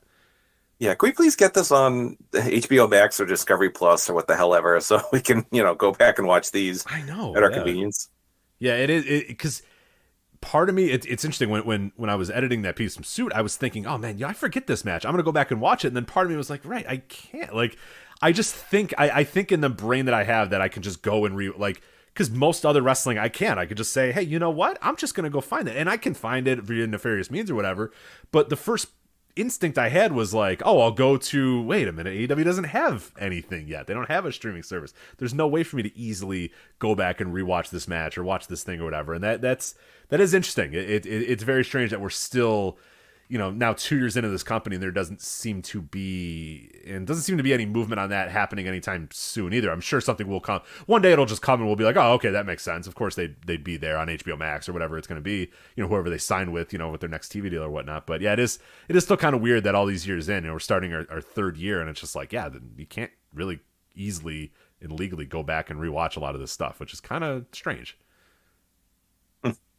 Oh, I'm sure something will happen sooner rather than later. Yeah, for sure. So, all right, let's get to WWE Extreme Rules. It is not a horror show. It is just normally WWE Extreme Rules. But, Joe, before we do that, and I know you know all about this because you do these reads on the 5-Star Match Game as well, which is at the Voices of Wrestling Podcast Network. We will plug away a 5-Star Match Game here in a little bit, but you know this. So I'm telling the listeners, because I know you know this, because with HelloFresh, you can get farm fresh, pre-portioned ingredients and seasonal recipes delivered right to your doorstep. You can skip trips to the grocery store and count on HelloFresh to make home cooking easy, fun, and Joe, affordable. That is why they are America's #1 meal kit. Subscribe to HelloFresh and check Save Money off of your fall to-do list. HelloFresh is 25% cheaper than takeout and less expensive than grocery shopping too. It's time to cozy up and save money by cooking at home. Fall is the perfect time to experience the delicious taste and unparalleled convenience of HelloFresh. With HelloFresh, ingredients travel from the farm to your doorstep in less than 7 days, so you know they're fresh. Plus, pre-portioned ingredients make home cooking a snap and cut down on food waste as well. Have your pumpkin spice and eat it too with a rotating selection of fall-inspired items from HelloFresh Market. From brunch kits to fall dessert boards, you'll find everything you need for all of your favorite autumn occasions, whether it's tailgating, Oktoberfests, Halloween parties, and more. Packed schedule. HelloFresh's quick and easy meals, like their 20-minute recipes or low prep and easy cleanup options, mean you'll spend less time in the kitchen and more time with your loved ones. All right, here's the big thing right here. Go to HelloFresh.com/VOW65. HelloFresh.com/VOW65 and use the promo code VOW65 to get 65% off plus free shipping on your HelloFresh box. Again, HelloFresh.com/VOW65. Use that promo code VOW65 to get 65% off plus free shipping. One more time, HelloFresh.com/VOW65 and use that promo code VOW65 to get 65% off plus free shipping. HelloFresh, America's #1 meal kit. All right, Extreme Rules, Joe. How excited on a scale of 0 to 5? How excited are you for WWE Extreme Rules? I can only go to 5. That's not very extreme. That's true. Go to whatever number you want. It's extreme. There's no rules. Rich, how many Extreme Rules events do you think there have been? Oh man, is this an impromptu 5-star match game? It could be, yeah. Joe, I'm gonna say there have been 6 Extreme Rules. Ooh, close. This is 14th. 14th? The 14th edition, yes. No. Yes, CM Punk and Jeff Hardy was the first event. Time is, oh God, really? Was that, 2007 then? 8? I think so. Something like that. I thought you knew. I don't know. Quizmaster. Come on. I just knew it was 14. I'm not doing math. It's late. I'm not doing math. Right. There you go. Wow, I did not realize there were that many Extreme Rules. So there you go. This is not a horror show, unfortunately. We had, that was just the 2020 version, right? Was the horror show at Extreme Rules. I don't think they brought that back from any. Was that last year? I don't remember. No, that was full pandemic. So that was 2020, yeah. It was a very uncomfortable moment where you're like, why is this show called the horror? It's like everybody in the WWE Performance Center in the midst of like raging COVID. It was in July, I think, because that's when they were doing it's still in July. So you're still in like pretty peak COVID. And it's just like, yeah, we're going to have this wrestling show and we're going to call it the horror show at Extreme Rules. So, isn't that the one where Seth Rollins barfed? Because he tore out Rey Mysterio's eyeball. Oh, I can't get that. I think you're right. Was that it was the eyeball match? Eye for an eye. Seth Rollins. It also had the swamp fight. The Braun Strowman Bray Wyatt swamp fight. Has that been alluded Boy, do I to? have good news for you, Rich. White Rabbit. Yeah, he's coming back, baby. This match can happen again. So, yeah, that was what a night that was. It was certainly a night. Yeah, that is that was the horror show at Extreme Rules. Well, things got a little bit better. Extreme Rules 2021. Oh wait, no, they didn't. That's when the Roman Reigns versus the Demon match happened, where the Demon fell off the ropes, and that's how they ended the match, which did not get over well with the folks in the Nationwide Arena in Columbus, Ohio. They were not. Oh, he's flopping like a fish. Oh, Jesus Christ, I remember that now. God damn it. All these things can happen again, though, because... Oh, Rich, they did the smart thing. They don't have a main event this year, so you can't have a shitty main event if you don't have a main event. BA on the Extreme Rules main event here. But we do have a lot of stipulations here. So we'll start off with, Joe, a good old-fashioned Donnybrook match. And first off, what is your favorite good old-fashioned Donnybrook match? Only one, maybe if you have two at the very most. Favorite good old-fashioned Donnybrook. Oh boy, I'm drawing a blank. I did all my research on Inoki. I don't remember any. That's fine. Is that what they called the William Regal Fit Finley matches in WCW? Were they Donnybrook matches? Oh, I don't know if they were. Let me. I'm going to do a cage match search for Donnybrook and see. Because while I did present you with that, I myself do not know if there has been a Donnybrook match before. So let us see if there has been a Donnybrook match. I'm going to go back to 1887 just in case I'm catching does not. Whoa, no, does not look like there has been a Donnybrook match before. I do want to note that when I was in Ireland, Alan, you're very familiar with Alan. We've done Chris's shows. You've done many shows over the years with Alan. He's one of the nicest human beings on earth. We were driving by the neighborhood of Donnybrook, and he goes, "There's Donnybrook." As you can see, not that. It was like a perfectly normal area here, and he's like, that's people, use that term for like a rough and tumble fight or whatever. But I don't know. Like, to me, I never really thought of it as like a neighborhood where fights happen. I just always thought of Donnybrook as like the term for like a rough and tumble area or a fight or something like that. So I don't know. I hadn't given no thought to the word origin of Donnybrook, I have to say. I thought this was going to be about the ferryman again. And, no more Ken the Ferryman arguments. Okay. But there, I looked up Donnybrook on the dictionary. It says a brawl or a fracas, and that's always what I thought a Donnybrook was, a fracas. Like that just that works for me. So we have a good old fashioned Donnybrook match here, presumably the first ever good old fashioned Donnybrook. The Brawling Brutes, Sheamus, Ridge Holland, and Butch versus Imperium, Gunther, Ludwig Kaiser, and Giovanni Vinci. For all the funny Donnybrook, all that sort of stuff, there's no reason this match doesn't rock, right? No, everyone's very good, and they're weirdly doing the Gunther Sheamus rematch on SmackDown. It's probably not that weird. It is the season premiere, but TV is the driving force of pretty much everything, so it's not too surprising. But you'll get a good, you would normally think those situations would be reversed and it would lead to the singles match. But no, I think these two factions have had some good stuff the last couple of weeks. So yeah, I do expect good things from this. Yeah, should be pretty awesome. Here, an I Quit match, which, Joe, I'm not looking forward to. Edge versus Finn Balor. The big question, Joe, will Edge go to that place? Has he been taken to that place yet? Is he nearing going to that place? Did he go to that place on Monday? All the questions we're all asking. Boy, I can't wait to discuss his Hall of Fame candidacy in a couple weeks. No, he went out and said there's nothing physical that can be done to him to make him say I quit, which means I don't know, Punishment Martinez will kidnap Beth or something, and he'll be forced to say I quit in a lame ending. So yeah, not expecting great things out of this. Yeah, I've seen some people say that they've done the stuff with Beth, and now it's time to start doing stuff with his children. I'm like, good. I don't want to see that. Like, we don't need Dominic and Punishment Martinez like kidnapping a child, and like we don't need that. Like, nobody wants that. But we might get that. Yeah, that might be what ends up happening. So we'll see what ends up happening there with the I Quit match. But as it stands, like, I really do not like I Quit matches at all, so I'm not looking forward to this whatsoever. Especially, I forget do you remember how does modern WWE do I Quit matches? Do they still like stick a microphone in a guy's mouth and be like, what do you say? What do you say? No, you know what I mean? Ask him, ref. Right. I don't even remember the last I Quit match. Yeah, I can't remember what they do either. The beds, though, probably it's still that. Yeah, because those one, oh God, the fucking Bob Backlund Bret Hart match is just ingrained in my head of like Bob Backlund doing like an arm drag and then like an arm wringer, and Roddy Piper being like, "What do you say, Bret? What do you say?" It's like, no, and you can tell Bret as it's going on, it's just like, shut up, no, I'm not giving up right now. Just calm down, Roddy. And like, it was just so annoying. God, it was like 20 minutes of Roddy Piper screaming, what do you say? What do you say? Just, no.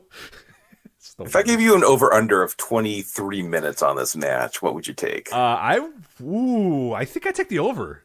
Yeah, I think we're hitting 25. Not a lot of matches on this show, so I take the over. Which a frightening thought as how quickly I said the over and how easily you agreed that the over would happen too. So we do have a match that I don't know. I think it's gonna be good, and I think I'm excited for it. But I also am kind of cautious about it. Is the WWE Raw Women's Championship match here, a ladder match between Bianca Belair and Bayley, which has all the potential to be great, like all the potential to be very, very good. It's two tremendously talented wrestlers. Bianca Belair in what I think is her first ladder match. Well, they've said it's the first singles women's ladder match ever. I think Bianca, I forget if she was ever in any other. Well, she's probably been in a Money in the Bank or something like that. But the big spotlight for Bianca, obviously being in the a singles ladder match here, and a huge spot for Bayley as well. And Bayley can deliver, and we know she's a great wrestler. But I can't help but be a little worried about Bayley, who just returned after a year away from major knee surgery. Like, is a ladder match what we need to be putting her in right now? I don't know if that's the direction I would go with this match. No, you could easily get your leg caught up in a ladder while you're climbing. There's a million other stipulations you can do. It's not like we haven't seen a billion other ladder matches this year, and it's not like there's one in 2 weeks on NXT special. I think we could have survived without it, but I do think it will be very good if everything goes according to plan. And I might close with this match. If it's, I don't really know what's going to close. This seems as good a choice as any. It's the first women's singles ladder match or whatever. Even though there's been Money in the Banks and a TLC match, I remember with Kairi Sane almost got murdered by Charlotte Flair in that one. Right. So, Yeah. But I assume Bianca will win. It'll be a nice way to close the show. So that's what I think. So this is probably one of my more anticipated matches on the show. I'm with you. I think this should close. I think both have deserved it. It's been a focal point of the build as well. Watching the stuff, the Damage Control has been promoted as a big time deal. They were in, obviously part of it was in the main event, or that unit was in the main event of Raw or whatever. I say go for it. Why not? You don't really have, and there's not really like an obvious, oh yeah, that's going to be the main event of this Extreme Rules show. So I would just go with that one. I think that's probably the move that I would do. We'll see what they end up doing here. Just hopefully they don't main event with this match. I'll tell you that. A strap match between Drew McIntyre and Karrion Kross. I have cannot possibly consider being excited about this match. Joe, how about you? You're all in, right? I want to bet if the match will be in color or not. We'll see about that. I didn't think of that. Right? If only my bookie was still taking these bets. Yeah, I could do that. Yeah, this is a big moment for Karrion Kross, because if he poops the bed here, then oh boy, I don't know about that. It's I think the build has largely been good, fireballs notwithstanding. Yeah, the fireballs haven't been great, but no, Drew is pro's pro, and he always works hard. So I think this will be decent at least. And I'm not a big fan of the step, but I'm sure it'll be fine. Yeah. Do you think we have to do the classic? We got to go all four corners, right? It's got to be a classic strap, right? You can't just hit each other with the strap. You got to go one up, then the heel hit it behind you. Two up, then the heel hit it behind you. The classic. The who did it? And they also slapped the turnbuckles. Yeah. And they had like lights and I think like a scoreboard. Was it? I think it was Cena and Rusev one year. Was that like a Russian strap match or something? Yeah. I think you're right. Bad. Bad. So let's hope it doesn't go in that direction, but who knows what it's going to go. Here is a potential main event for you as well. A fight pit match, the return of the fight pitch. Uncle Paul is back, and he is bringing back the fight pit, baby. It is Matt Riddle versus Seth freaking Rollins and your special guest referee, Daniel Cormier, UFC star Daniel Cormier. So I don't know. It's Fight Pit, and I love the first Fight Pit. I think Riddle and Rollins are both pretty good. I think this should be interesting, but there's a limit on where I get excited about Seth these days, so I don't know where it's going to be, and the Riddle's a little too over the top. But once the bell rings, these guys are pretty damn good. So I think this has the potential to be good, and I think this is the other match that I look at and say, oh yeah, you can main event with this and be justified in doing that. Yeah, I hope Riddle wins, because Seth has beat him last time and brought up his no longer having a family, which, again, more children getting involved, which is quite excellent. So, hopefully just for basic wrestling, the babyface would finally vanquish the heel. Although Seth is getting a title shot on Monday against Bobby Lashley, so who knows? Yeah, and it would be weird if he lost and then won the title, but that's how they do things sometimes. So we shall see. Very, very similar to how they do that. We have people in the note of chat room saying Cena and JBL had the score clock. That I feel like Umaga, but maybe that was a flag match that they had, right? Maybe they never had a strap. They probably did. Who knows? Who cares? Again, like, who could possibly remember any of this stuff? But then our final match of Extreme Rules. Yes, that is it, as far as I know. I mean, I don't know if on SmackDown they're about to announce a bunch of other matches, but so far we have the good old-fashioned Donnybrook, the Brawling Brutes versus Imperium. I Quit, Edge versus Finn Balor. Ladder match for the Raw Women's title, Bianca Belair, Bayley. Strap match, Drew McIntyre, Karrion Kross. Riddle and Rollins in the Fight Pit match. And then the final match that we're going to announce here, Extreme Rules, WWE SmackDown Women's title, Liv Morgan versus Ronda Rousey. Joe, you mentioned my bookie earlier. if my bookie was taking odds, I think I would bet the house on Ronda Rousey defeating Liv Morgan here. What say you? Yeah, I don't see Liv beating Ronda 3 straight times. Making performance.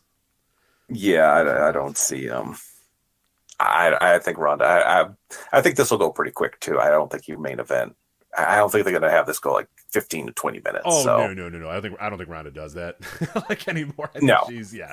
She's been pretty clear, and I don't think that. I mean, her matches have not gone like that so far, and I don't see any reason why that would happen here. So yeah, I think this is gonna be quick. I think Ronda probably beats her pretty fast and pretty definitively. So is Liv crying when she comes out? Ooh. Yeah, well, she's definitely been crying when it's over. I can tell you that. But I don't know about on the way to the ring. She might just be angry. You might get like boo-boo lips instead of cry. But maybe she's gonna cry because she knows this will be her last time coming to the ring as SmackDown Women's Champion. But yeah, I would not bet on her retaining this title whatsoever. I think that's I don't. I did for her on this one. So. I could say I did find Cena and Rusev had a Russian chain match at Extreme Rules 2015. There you go. See, you knew that there was something here. There was Rich, it was the Allstate Arena. Surely you were there. Yeah. That's about when I just. Oh man, no. Hold on a minute. What else was on that show? I may have been there. Seth first defeats Randy Orton in the main event, a steel cage match. Roman Reigns in the Big Show, last man standing. Why do I not remember this show? Dean Ambrose defeats Luke Harper, Chicago Street Fight. Okay, cage match says that went 55 minutes and 45 seconds. What? I'm guessing that's a typo. Yeah, I'm looking at this now.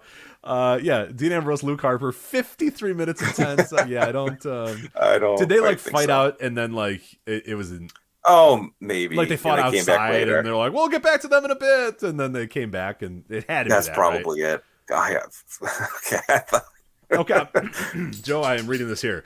The first match was the Chicago Street Fight between Dean Ambrose and Luke Harper. After both of them brawled through the backstage area, Harper got into a car and was followed by Ambrose, and the two drove out of the arena. Due to the street fight stipulation, meaning no countouts, the match was deemed to be continuing as the event progressed. So there you go. While the New Day were being interviewed, both Ambrose and Harper pulled up in the car they had left in earlier, continuing their street fight match as they made their way back to the ring. Ambrose would eventually win the match via pinfall after executing dirty deeds on Harper. So, cool. Sounds. I was not here. Yeah, I don't know why I wasn't there. I was doing something else, so I don't know what I was doing. So, April 26, 2015. I don't know. I don't remember, but I was saying I was getting married, but no, it was next year. I don't know. I hope you remember that day. No, I remember that date. This is not that date, so that's. Yeah. I don't know. I don't know what I was doing. Anyway, that was Extreme Rules 2015, and that is our preview of Extreme Rules 2022. So, yeah, as you can tell, we are very, very excited for this show, which it's on a Saturday, by the way. It's on a Saturday, not on a Sunday. So just make a note of that. It is on a Saturday. So cancel your Saturday plans. Whatever you're going to do Saturday, you're not doing it anymore because you are going to watch the strap match between Drew McIntyre and Karrion Kross instead on Saturday. So, yeah. Look, okay show. I mean, there's some stuff to like on it, but there's I don't know. We'll see. Is this technically this would be the first kind of major pay-per-view under the Paul Levesque era, right? I would say so, because they said SummerSlam and I guess Clash of the Castle were still kind of Vince plans. Yeah, and it Clash came up. is But this is really Clash is a strange one. Yeah, so I mean, this should be like a 2.5-hour show, but it's going to go like 3 hours and 15 minutes, and we'll all just be exhausted at the end of it. Right. So thank God and the premium live events are pretty much on Saturdays now, which is okay by me because I can sleep in on Sunday and not stumble through work because I was up late watching the Fiend come back and send Wade Barrett to hell or something. Yeah, it is. I'm very conflicted about that because in one sense that I love it a lot more that like my Sunday night, I'm not sitting there at, like you said, at like 11:30 or whatever. I'm like, oh my God, come on, I gotta go to work. Like, why am I doing this? Like, and then you're pot committed. You're like, well, I'm already here. I'm not gonna leave now. It's it's fine. But yeah, it's like especially if you have people over, which I mean, I wouldn't recommend on most WWE pay-per-views to have people over. But like, I would have people over for Royal Rumbles or whatever. And the last year Royal Rumble, it was going until like 11, and people are like, all right, dude, when do we get to go home? And I'm like, I don't know, soon, hopefully. Like, I promise. But then on the flip side is like, do I want my Saturday to be the whole day I'm thinking about Extreme Rules and when I'm going to watch it. Like, I feel like I'm more likely to watch it on a Sunday begrudgingly than I am on a Saturday, if that makes sense. Rich, you can fit your apple picking in. It's I do. That was on Sundays. See, there you go. You're all set now. The Sunday pay-per-views were perfect because I would apple pick during the day and then come home and slap my hands and go, all right, baby, it is time for a hot action in this premium live event. But no, I don't know. I think I prefer the Sundays, but I definitely see the benefits of being able to watch it. And then, the other benefit too is if you can't watch it live, like you can wake up Sunday morning and watch it and not be spoiled and be able to watch it before you have to do anything else on a Sunday. So there's benefits to both for sure. So I don't know exactly where I lie. I think I side more with the Sunday pay-per-views, but I can definitely see the benefit of the Saturdays. But all right, let's get to final few topics here for you, Joe, until we move on with our next guest, Scott. New Japan Declaration of Power coming up this weekend as well. New Japan World. You can stream this live. Main event is a very important one, very big one here. IWGP World Heavyweight Title match. Jay White versus Tama Tonga in the main event of this show. What do you think of that? It's a big time spot for Tama Tonga, the biggest spot he's obviously ever been in, and Jay White obviously defending the title against him. Kind of the Bullet Club fracturing thing. A big time, two non-Japanese guys wrestling in the main event of Sumo Hall, which I think that they mentioned has never been done before. In New Japan or any other companies, so that's kind of cool. But what do you think of Tama Tonga in this big spot here? Yeah, I think it's well earned. I really like their match in the G1. I think this is going to be hurt because I don't think anyone's really realistically giving Tama a shot at winning the belt. So that might make it a little tough. Right there with the G1, it could have gone either way. That certainly added some intrigue. That's not the case here, but I do think it'll be good, and I hope it does well because he's he was a guy I was largely done with a while back, but he's really improved and gotten better, and he's really earned this spot. Yeah, I'm with you. Like I never ever thought that Tama Tonga would be in this spot again, and that I would be like genuinely excited about it and interested in watching him, because there was just so many years. It felt like 6 or 7 years where we're like, all right, dude, and then like honestly, the last couple of years is like go away, like just go away heat for me with Girls of Destiny, and especially him. I was just like, dude, I'm done. I'm over it. And this turn has really rejuvenated him, and he's been great. I mean, he's been good. The crowd is obviously attached to him in a lot of ways. The crowd, really. I mean, he is a guy that came up through their dojo, came up through that stuff, and they haven't forgotten about that. And now that he's back on their side or whatever, they're all in on him, and it's made for some really fun moments and some really cool matches. And yeah, I'm blown away by how much I've enjoyed Tama Tonga in this face turn. To a point I never thought I would ever be this excited about him ever again. So it's really cool. But like you said, there's a little bit of a limited, interest in this match because it's going to go like, 35 minutes and there will be a lot of, cool stuff. But nobody is betting on Tama Tonga to win this thing. There's just no, what percent chance would you give it that Tama Tonga actually wins this thing? Like I'd put it at, I don't want to say 0, but I'd put it at like 1%. I mean, it just seems unfathomable to me that Tama Tonga wins this match. Yeah, I'd say maybe like 5%. Stranger things have happened, but yeah, like they just wake up and they're like, you know what? Or Jay White gave his notice or something like that. Yeah. He's like, I'm out of here. He gets hurt during the match and there's no choice but for Tama Tonga to cover him to win the match. Like that, those are possibilities, but it feels like anything more than 5% just seems like completely unlikely, which is going to take away a little bit from this match, obviously. And then you have the semi-main event. You mentioned this, you alluded to this match a little bit earlier, Okada versus Jonah. And now this is a really interesting match that I think can go a lot of different ways. Your first instinct is to say, well, yeah, there's no way Jonah's going to win this thing. Okada's got to win this. But you brought up the Vader Inoki match. I mean, this would be a great time to kind of just do that again and have Jonah get the big-time upset and beat Okada and kind of set him up for whatever you're going to do with him for however long you have him for, which I guess we can talk about, after the match, after we kind of preview this match. But as far as Okada and Jonah, I mean, I'm really looking forward to this match. It's a bit of a styles clash, but I think in all the right ways, it should be a lot of fun. Well, this is not for the briefcase, right? Because Okada is just like, I'm not doing that. Yeah, right. He's like, so that does open it up. And I agree with him there. So that's... Yeah, if this was for the briefcase, I think it'd be a foregone conclusion. I still think Okada wins because You want that momentum, but that does put a little seed of doubt that maybe they'll go all the way with Jonah, maybe to entice him to stay, because who knows? Maybe he'll start a fight backstage to try to get out of whatever deal he has. Yeah, and then that's the only thing that I bring up is that, like, if you knew that Jonah was in for the long haul, like, a great idea is to have him beat Okada, like, beat him in a couple minutes, like, set him up as, like, oh my god, this guy, like, similar to what they've done, in past years they did with Balak Fale before, by the, he became what he is now, which is pretty much unusable on any level whatsoever. But, like, 5, 6, 7 years ago, with Balor Fale would have, like, a yearly upset of Okada, and that would kind of set him up and set him ready down the path for the next 5 or 6 months or whatever. Is, oh my god, here's Balor Fale and he beat Okada, yada yada. Membership fees apply after free trial. Cancel anytime. You know what's wrong with health and fitness? You weaponize it against yourself. Why didn't you go to the gym today? You're so lazy. Why did you eat that? You have no self-control. Stop it. At Beachbody, we think training and caring for your body in a way that works best for you should be about loving yourself. Let us help you without all the judgment. Here's how. Go to beachbody.com to claim your free membership and start feeling great. You could do that with Jonah, and you could set him up for a while with a big win here, and he wins in a couple minutes, and he wins in dominating fashion.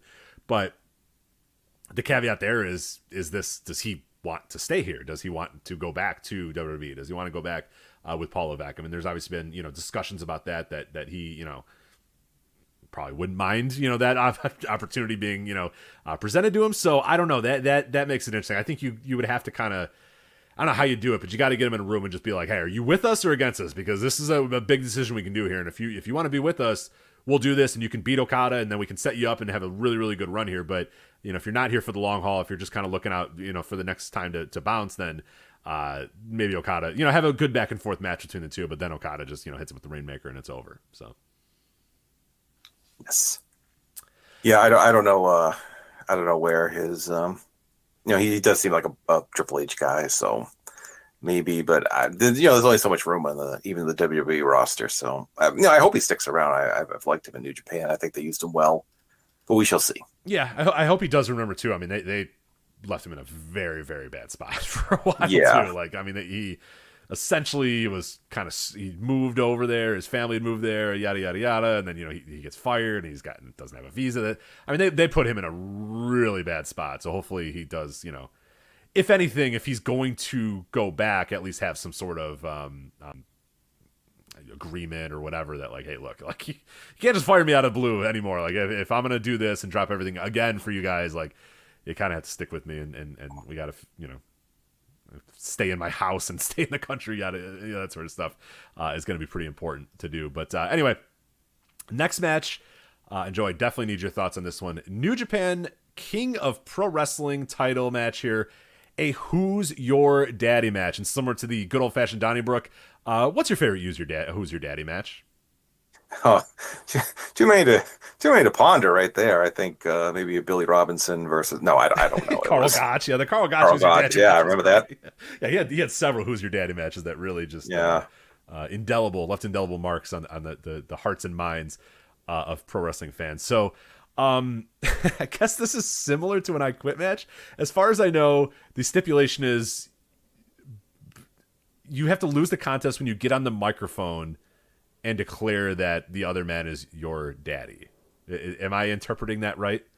I thought it was whoever lost the match had to admit that. I had to afterwards admit that you're my daddy. Okay, all right. So it's a straight wrestling match, yes. But then somebody has to say you're my daddy afterwards. I think so, but I'm sure someone will correct us if we are mistaken.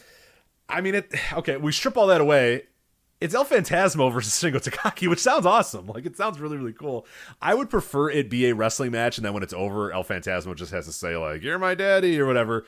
I would hate the idea that, like, they have to go on the mic. Like, I have I quit thoughts. I'm imagining Shingo Takagi being like, say it. You know what I mean? And, like, sticking the mic in El Phantasmo's face, and El Phantasmo being like, never! Which would be terrible, and I don't want that to happen at all. So I hope it's just a wrestling match, and then when it's over, the guy has to say you're my daddy. But I guess we'll find out on a declaration of power. So Rich remains a master impressionist. You have I swear to God, you have 20 good wrestle. Jesse Ventura is just chef's kiss right there. Thank you. I've unfortunately worked on that one for a while. I don't know why, and I was a very sad child. So that's the things I did in my free time. So between all the parties and women and stuff, is book EWR on my computer and do Jesse Ventura impressions in front of a mirror to nobody. Anyway, let me go cry. Taiji Ishimori versus Kushida. But Rich, I have to correct you. Breaking news: Kushida currently still recovering from illness, will not be cleared to compete at Declaration of Power Monday. This hand change will be made to the card at a later date. Yes. Oh no! All right. Well, has Taiji been put in a new spot, or is this match just off? To be determined. We shall see. That fucking hand, mouth, and foot disease or whatever. Yeah, that guy's cursed. Yeah. Good God. This is like a month now. This is a bad infection. Yeah. Man. Jesus. All right. Well, God. I don't think it's better soon. This is it's rough. All right. Well, there's that. So, all right. Next, LIJ, Bushi, Hiromu, Sanada, and Naito versus United Empire, Hinari, Akira, TJP, Will Ospreay. Yep, should be good. Yeah, I mean, those are a lot of great wrestlers. That's it. Yeah, there you go. In a great wrestling match. Yeah, I don't know how else to really. It seems like it has all the makings to be pretty damn good. So we'll see what's happening. Hiroki Goto and Yoshihashi versus Great Okada and Jeff Cobb. I am all in on this match. I cannot wait to see this match. Yes, it's listed as a special tag match on Pure Love listing. I feel like I've seen this match like 50 times. So I don't know what's special about it, but it should be uniformly excellent. Yeah, for sure. Dakota Jones brings up a good point in the Noto chat room. He said, "Were any of the Ray versus Eddie matches a Who's Your Daddy match?" They I don't think they officially were. They were for the I forget the graphic. What did the graphics say, or the announcer for that ladder match for the possession? It wasn't the possession. Yeah, it was more like Who's His Daddy than Who's Your Daddy. Yeah, I forget what what was the custody of Dominic? Right, it was the custody of Dominic match. With Dominic's face, it's like I couldn't remember what the wording was, but you know the graphic, right? You know exactly. I do, yes. It's like green. Dominic says Eminem haircut, his bleach blonde hair. He's like looking down. It's so ridiculous. Wrestling is the dumbest thing ever. Now Dominic's wrestling all the time. Oh God, custody of Dominic match. So not officially a Who's Your Daddy match. That was a custody of Dominic match. So. 6 or 9, Master Wato and Ryusuke Taguchi. They're teaming with Hikuleo and Hiroshi Tanahashi. Hikuleo now obviously turned on the Bullet Club, now officially a member of the New Japan Army here, versus the House of Torture, Dick Togo, Evil, Sho, and Yujiro Takahashi. Good God. I think Dick Togo is going to be a choke slam from Hikuleo there. He's going to be staring at the lights after that one? Yep. So. Oh, yeah. Yeah, I think you're probably right there. Dangerous Techers back. Taichi and Zack Sabre Jr. versus TMDK. Bad Dude Tito and Shane Haste. Yeah, Bad Dude Tito. New Japan regular. Who would have ever, if 4 years ago you were watching, Championship Wrestling from Hollywood, and I said, that guy right there, Joe, that guy is going to be a New Japan regular in 2022. I mean, what would you'd be like, get out of here. No, that guy, Bad Dude Tito. And yes, that guy would be a regular on New Japan television. Him and Gideon Gray are the unlikely all-stars here. Right. New Japan Pro Wrestling. It's so wild, but he's been great. Yeah, he's been really fun, and I'm interested to see that match. And the final match here, David Finlay and Ren Narita. David Finlay, Ren Narita, and Robbie Eagles versus Dookie, El Desperado, and Yoshinobu Kanemaru from the Suzuki-gun. So yeah, it's Ren Narita triumphant homecoming match. So that's a lot of pressure on him. Yeah, he is back. All right, well, hopefully he can beat Dookie at least. Yeah, I would hope that. On his return, but that would kind of suck for David Finlay to be like, all right, man, hey, I just nearly fought for a title in the main event, but hey, Ren Narita, good dude, good job, man. See the Fonz. Yeah. Well, I don't know I'll be honest, I don't know what David Finlay sounds like, so but put her here, pal. That's the best I can do. But anyway, so that is New Japan Declaration of Power.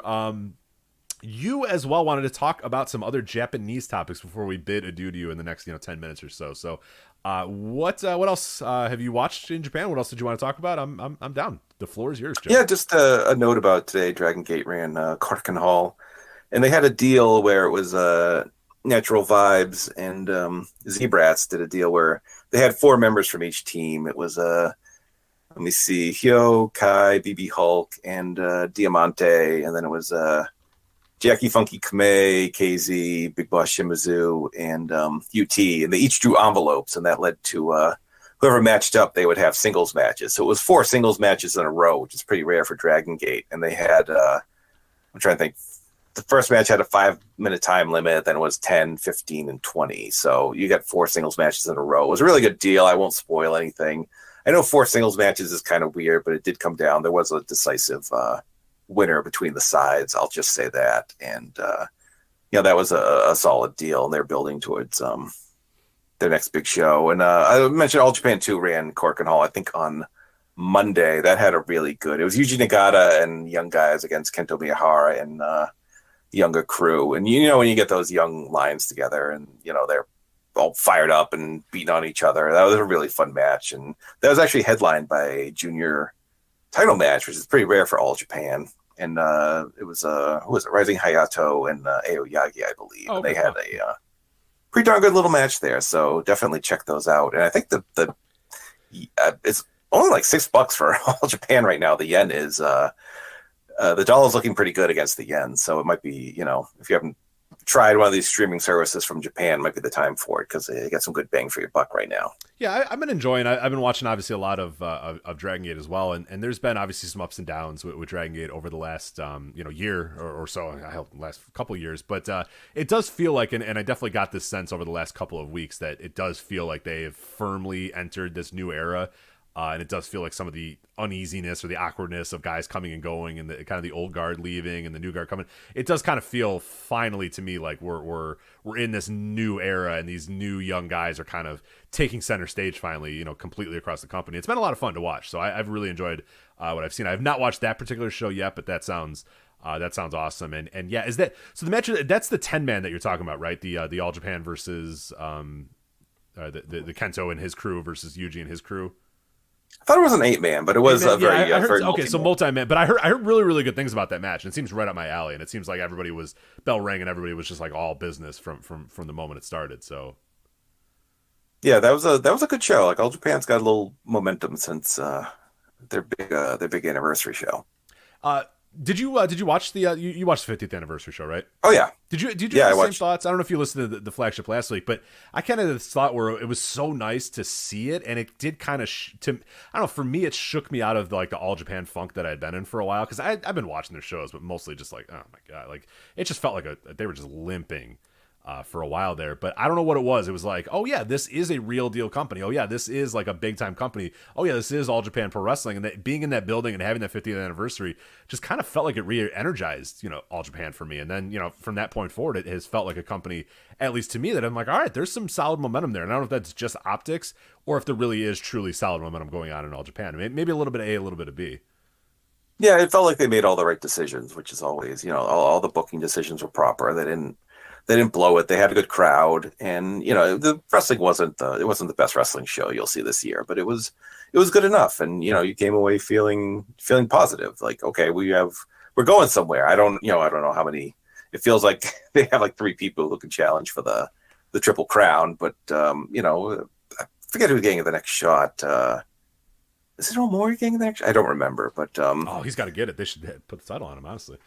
Here's open, yeah. Is it the young Omori or the old Omori? Either one, put the title on him. Who cares? I think the old one, but even more. But yeah, no, it feels like they're because it just seems so dire for a bit, just trudging through shows. But it feels like, okay, where we turned a corner and hopefully things will pick up from here. Yeah, certainly. So that's All Japan. Made all the right booking decisions, like you said, and all the younger wrestlers really took center stage on that 50th anniversary show, which I think was clearly the way to do that. So. All right, that's Joe. I think that is it for you and I. But before we depart, and then we bring on Scott for the last half of the show, get your plugs out of the way. Tell everybody about the 5-star match game. Tell them about whatever else you're doing in the world, where they can follow you, where they can listen to your other stuff. All the plugs, everything else you could possibly do to let people know how they can get more Joe Gagney content. Yes, my main show is the 5-star match game, found right here at the Voices of Wrestling Podcasting Network. It is a wrestling trivia podcast, very unlike pretty much anything out there right now. We have 3 guests, and we do several rounds of trivia about a certain topic, and the shows are largely evergreen. So if you want to go back through the archives, and we have shows about, Starrcade and WrestleMania and the Royal Rumble and all kinds of different topics here. And we just posted a show about 1990s wrestling in Japan, which covered all kinds of topics. That was a very, very fun show. We had Dan Makabe on, recently taking a break from wrestling, and along with Jojo, Remy, and Gerard from the Emerald Flow show on this very site. And that was a very fun show. And our next show, which is almost done, is going to be about In Your House. That the time frame of shows from was it 95 to 99, those shows. That'll be a lot of fun because that covers a lot of ground in WWF history. So I'll get some guests for that. Who knows? Maybe Rich will be on. I've considered it. I thought I retired, but I will say, when you said In Your House, I was like, oh, that stoked the flames again. So we'll see. Oh, excellent. So but, yeah, I love the show. It's one of my favorite things we do here at the Voice of Wrestling Podcast Network. Just a hell of a lot of fun to listen to.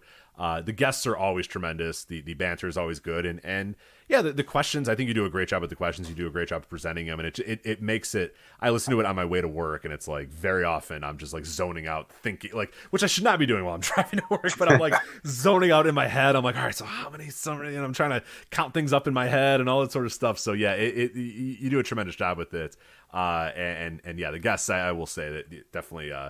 It doesn't make the show, but you definitely find a way to pick to me the perfect collection of guests that always have really, really fun, really interesting conversations while things are happening. So if you think you're listening to this, wrestling trivia game and it's just going to be you asking questions and these guests just being like, 4, Joe, and you'd be like, that is correct, thank you. And it's not that. It's like Rob Naylor having existential crises constantly or whatever. It's just great. It's just always the people that come on are always really good, and the collection of people are always a lot of fun. So that makes it, even if you don't care about the wrestling trivia, it's still a very fun game. And you're going to learn, I promise you're going to learn stuff when the show is over. And I think that's the most important thing. If you have a blind spot, or if you just find it fun to kind of listen to wrestling trivia, it's really good. But I'm somebody who used to do wrestling trivia at bars and stuff, and I absolutely love it. And I think you do a tremendous job, better than those people did. I'll say that. I was fine with it because I won every time, but they were very, very basic and very, usually not very in-depth questions. But I think you do a really good job of making it challenging, but also not impossible to do as well. So Rich is on a hero's journey to finally win a game. So we'll see. I cannot tell you how often, this is so sad, how often I get, I don't know why, but in my head, I'm always thinking, there was the one, when we were doing the WrestleMania game, I think it was me and Andrew Rich, right? Doing the WrestleMania trivia. I'll never forget that I passed on like naming the cities. I forget what I did, like the cities where all the WrestleManias are, and I know them all, and I do it in my head all the time. I'll be having like a day where I'm like depressed or whatever, and I'm like, I know all the cities, and I'll do them in my head. I'll go through every single one, and like, why didn't I just say I could do all the cities right off the bat? I could have won. I could have been a contender. I could have been, as I sit there and take another swig out of my handle of gin and. Yeah, no, it's all right. But now, Rich, I have to say, I think you're misremembering, because Andrew had the question. It was which state WrestleMania took place in, but he missed Washington. So you actually won that. Did I win the one? Oh, I won the points? That. You won the question. So you fell short otherwhere, but I thought, not okay, there. All right, because I thought what happened was, because that was one of the ones where we had to say I can name 15 or I can name 6. Oh, so he named them and then got it wrong? Yes, he could not remember Washington. Well, I'm going to sleep a lot better. 19, so. Well, I'm going to sleep a lot better now. I was under the impression that I was like, I could do 15, and he was like, I could do 18, and then he did it, and then I was just like, oh man, I could do more than 18. Why did I not do more than 18? Like, what am I doing? Is that not how it went? Yeah, I remember the horror in his voice when I asked him where WrestleMania 19 was. He's like, no. So, yes. Oh, well, shit. I'm surprised about nothing. See, there you go. Well, all the drinking, all the therapy for nothing. Jesus. Well, at least I found out a little bit more about myself over the course of my deep, dark inner thoughts that I have. Anyway, on that light note, Joe, again, at Joe Gagney on Twitter. Joe Gagney, are all the Funtime Arcades still up on YouTube, or did the copyright gods take any of them down? They took down the Royal Rumble on the SNES and Genesis because someone's like, "Where'd that go?" I'm like, "Got me." So I guess there was a copyright strike on that. Damn it. So well, otherwise, the rest of that is if you're a fan of pro wrestling video games and you're a fan of Joe Gagney's Funtime Pro Wrestling Arcade on YouTube, a review of God, how many of those did you do? You went to 60 plus, I think. You've done pretty much every wrestling game that's ever existed, I'd say, right? There were a couple. We didn't get to. It gets, something like the Royal Rumble on the Genesis. I could do that script off the top of my head because the games were pretty basic and you had familiarity with them. Where some of these, like on the I have to get a GameCube and play those and come up with something to say for that, so it got a bit more complex. Right. Some of those are the ones we didn't get to. Yeah, but, and they tend to be never say never. Yeah, and they tend to be more of the classic games. If you're wondering, it's like you're not reviewing SmackDown versus Raw 2007 or whatever, and being like, all right. No, it's like the old school games, the the Genesis, the Nintendo NES, Muscle, the acronym Muscle, not Muscle. Yeah, that's always good. Backyard Wrestling, I remember that episode being great too. So anyway, that's Joe Gagney's Funtime Pro Wrestling Arcade on YouTube. You want to go find that, you can. At Joe Gagney on Twitter, and then of course the 5-star match game over at the Voices of Wrestling Podcast Network. So that is Joe, that is it. I want to thank you again for jumping on here, helping us out with this first part of the show. You're always more than willing to come on when Joe, as usual, is taking a week off, a sick day, whatever he's doing. But you always fill in very admirably. So I just want to thank you, of course, for stepping up and doing it again this week. Joy, honor, and privilege to always be on. Yes, the Flagship. Absolutely. Yeah, I don't know if you're the one that's poisoning Joe to get on, but keep it up because I enjoy talking to you sometimes too. So I appreciate that. So if you're poisoning Joe, you know what? Once a year is fine. That's okay. A couple of times a year is okay. So now my reach doesn't extend to College Station, Texas there. So right. But Joe, thank you again at Joe Gagney, 5-star match game on the Voice Wrestling Podcast Network. That is Joe. So we are going to bid Joe adieu. I am going to go on mute. I'm going to play some hold music. It is very classic hold music. And then we are going to bring on Scott and discuss the world of Joshi for the second half of the show. So just stick with us. Like I said, I'll be on mute. Don't go anywhere. The show is not over. I just got to get things set up in the back end to get Scott on here. But we will be back very, very soon. So just be patient, and we'll talk in a minute.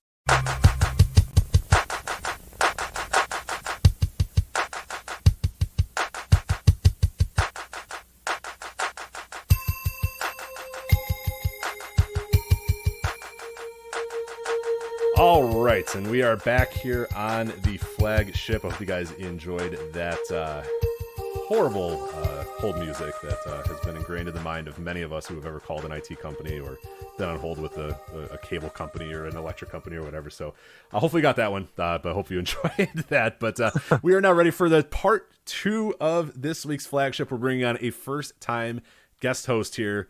It is Scott Edwards. Scott, how you doing? I'm doing great. Happy to be here. Thanks for having me on. I mean, you picked a good topic for me to talk about. Absolutely. Yeah. This is so the reason I'm bringing you on here is this week there wasn't a ton of other wrestling going on, and this weekend I had heard about this 5-star Grand Prix final in Stardom, and usually when there's a very, very well recommended Joshi match, I'll usually check it out. I know Joe does the same, and a lot of times we'll kind of agree that, like, I don't know, it didn't hit me on the level that I really want to talk, because people really like, people will say, hey, this is like one of the greatest matches, this is a match of the year or whatever, and then I watch it, I'm like, it was okay, I don't think it hit me on that level, so I don't want to go on the show and just shit on these people and say, hey, this match that you liked was bad, or I didn't really like it or whatever. But when I saw this match and people were raving about it, and then I read your piece that you wrote at voicesofwrestling.com about the Destiny, Julia, and the one-night journey to perfection, I read that and I said, ooh, okay, this sounds like something I need to watch. This sounds like something that's going to kind of hit me on a different level. We'll talk about your piece here in a little bit more. And then I watched that match. And when it was over, I went, okay, no, that was good as hell. Not only was it great, like a really, really tremendous match, but the story, the implications, the background, what it meant for the future of Stardom, what it meant for the present of Stardom, all that sort of stuff, that's what hit me on a different level. And then when this situation came up where Joe couldn't be on the show this week, I was thinking, all right, I kind of wanted to make Joe talk about this match and show anyway.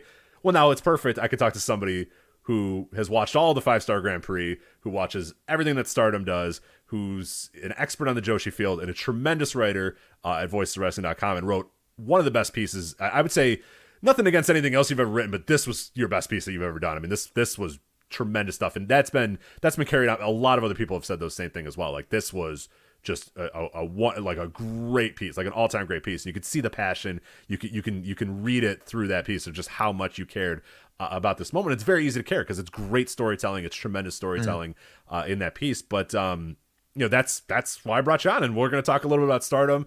We're going to talk a little bit about Tokyo Joshi Pro here in a bit. But before we get into that, I do want to let people get to know you a little bit because this is the first time that you've ever been on the Flagship, and there might be a lot of people listening that have never read a review, have never read a column that you've done before.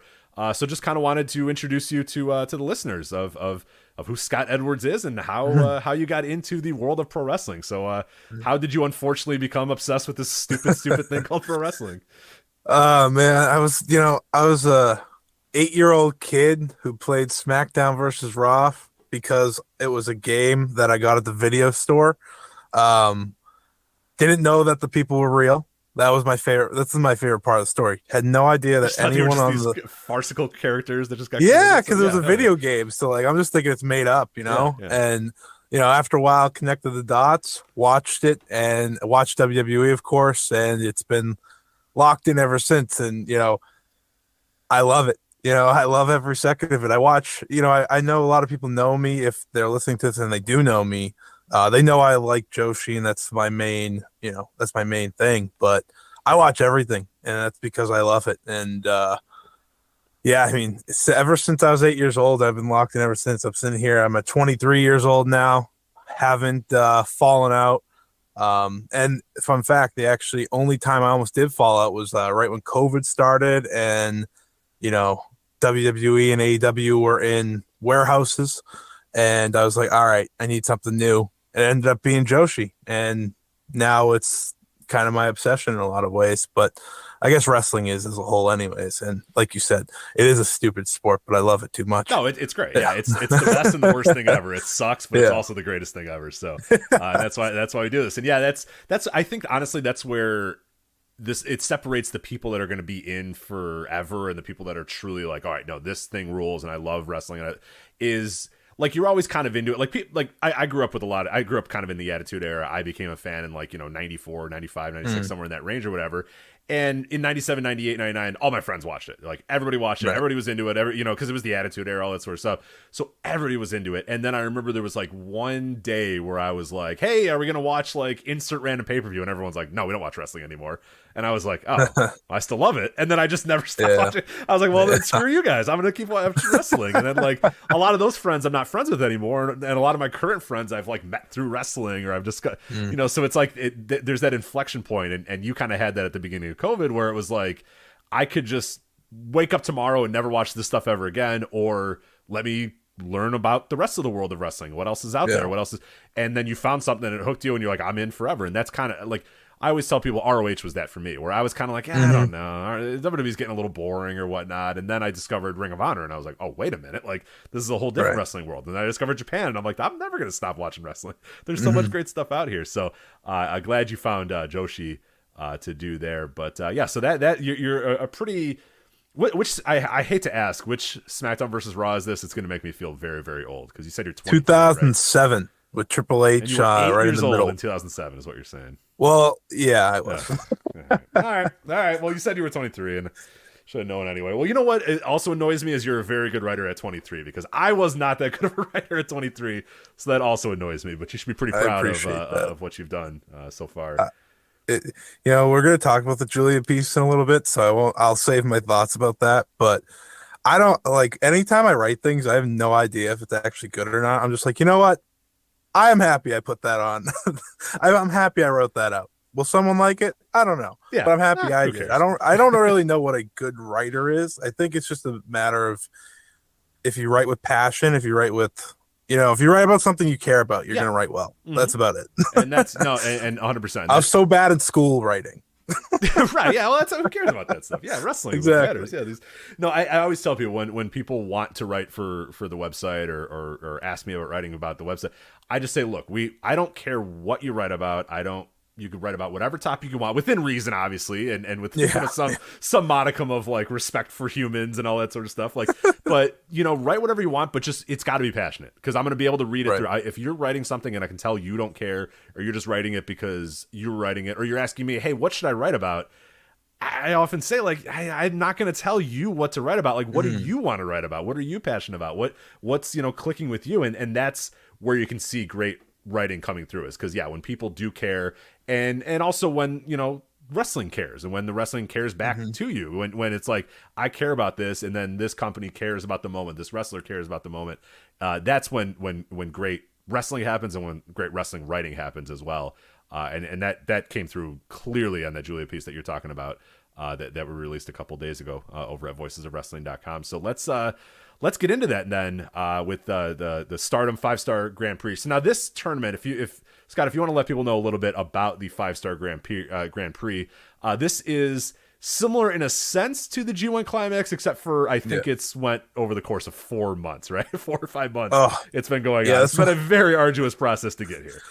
As someone who watched every single match of the 157 matches this tournament was, it was long. So they only run on weekends pretty much. They're not like New Japan. They're not running, and no one's like New Japan. So it's not really fair to compare. But, they run every weekend, 10 matches per show, if not less.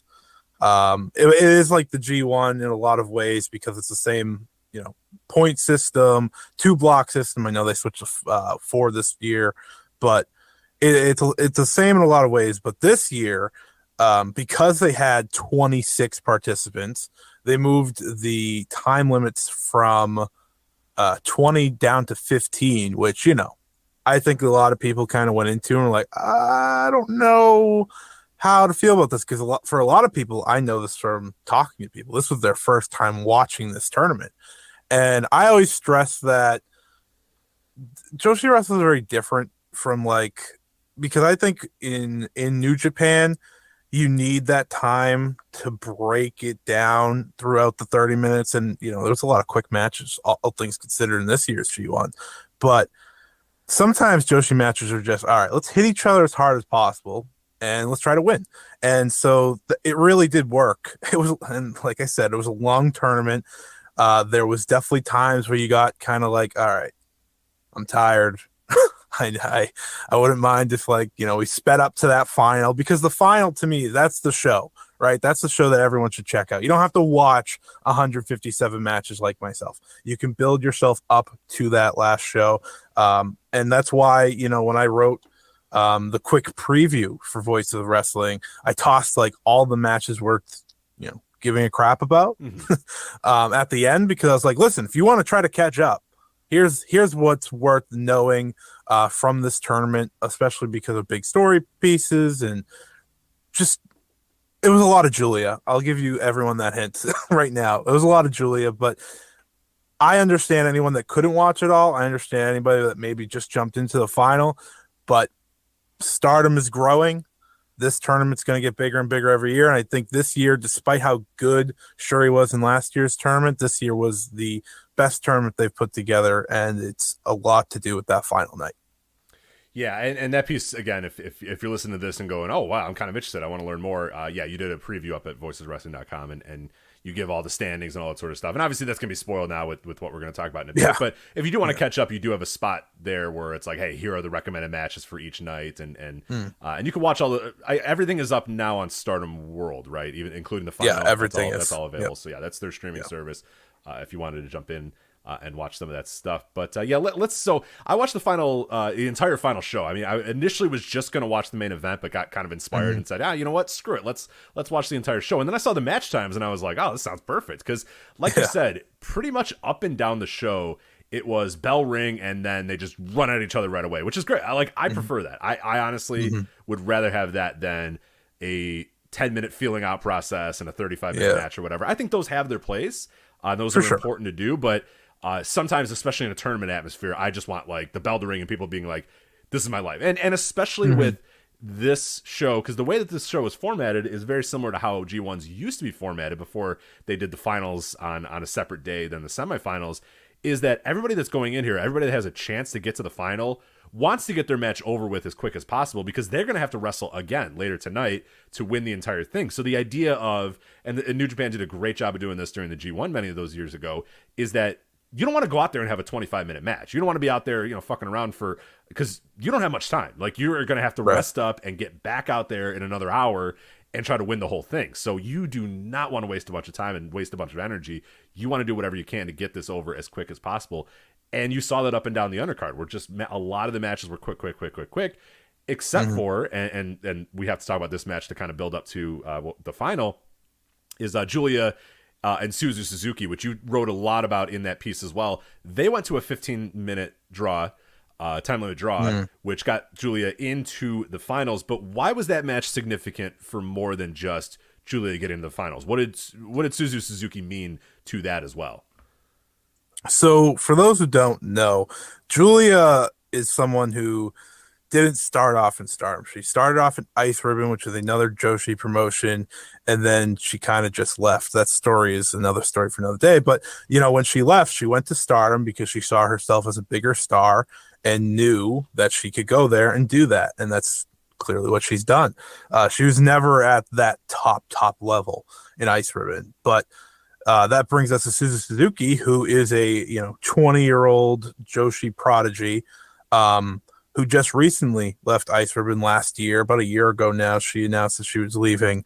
But she, she's already a former world champion from that company. She did things that Julia never did in that company, which is very interesting. But the main reason that match was so important is because they had a relationship right before Julia left. They were friends. They were almost like sisters. And earlier this year, Suzu Suzuki, after again leaving Ice Ribbon, she walked into Stardom on the pay-per-view, first pay-per-view of the year. There's been so many. I'm sorry, I can't remember off the top of my head. But she walked in, got in Julia's face, had tears going down her eyes, and pretty much the story was, "You left me.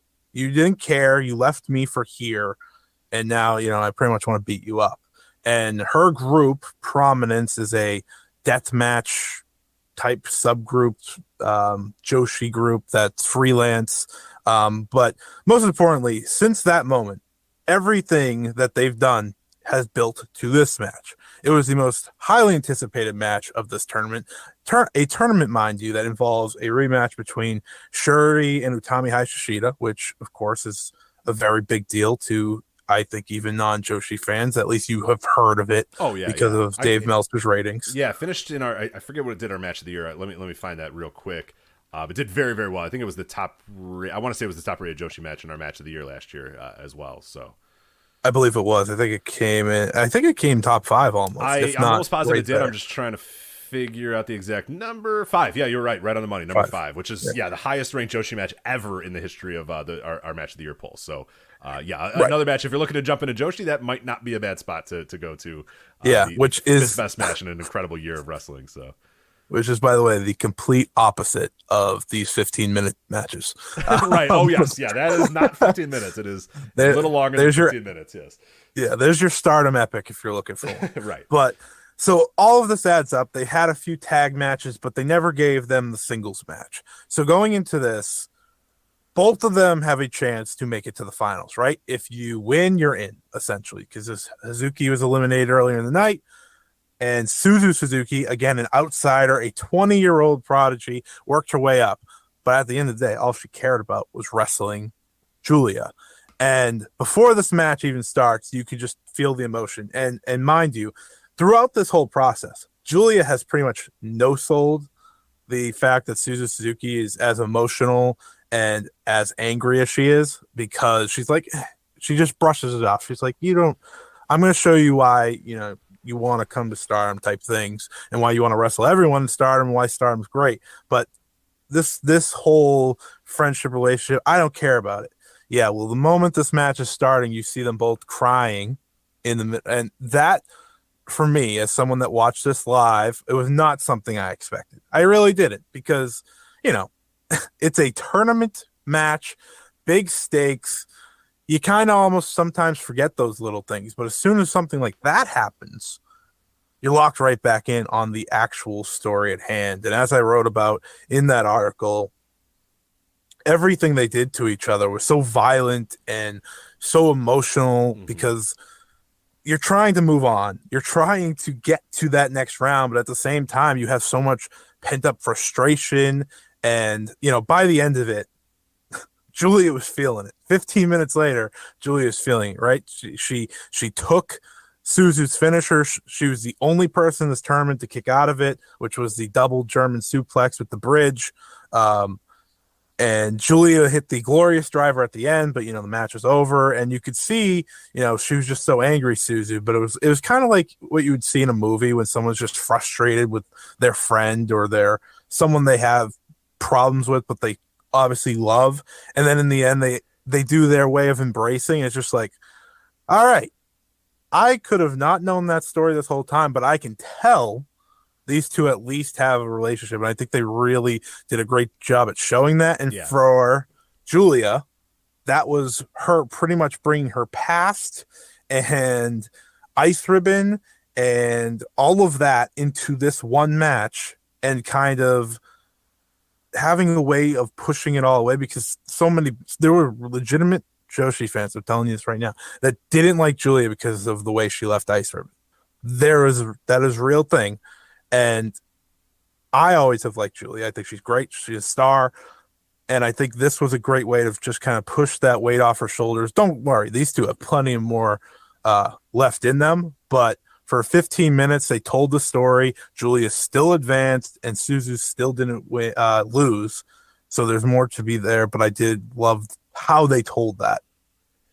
No, and I think what you could gather from this match too, even if you didn't know the background and the story between these two, I mean, that there's obviously emotion going in to this match. Like you can just see that when they're both in the ring. But like you mentioned, the final few minutes of that match, and especially the final like 30 seconds of the match, where they're hitting their finishers.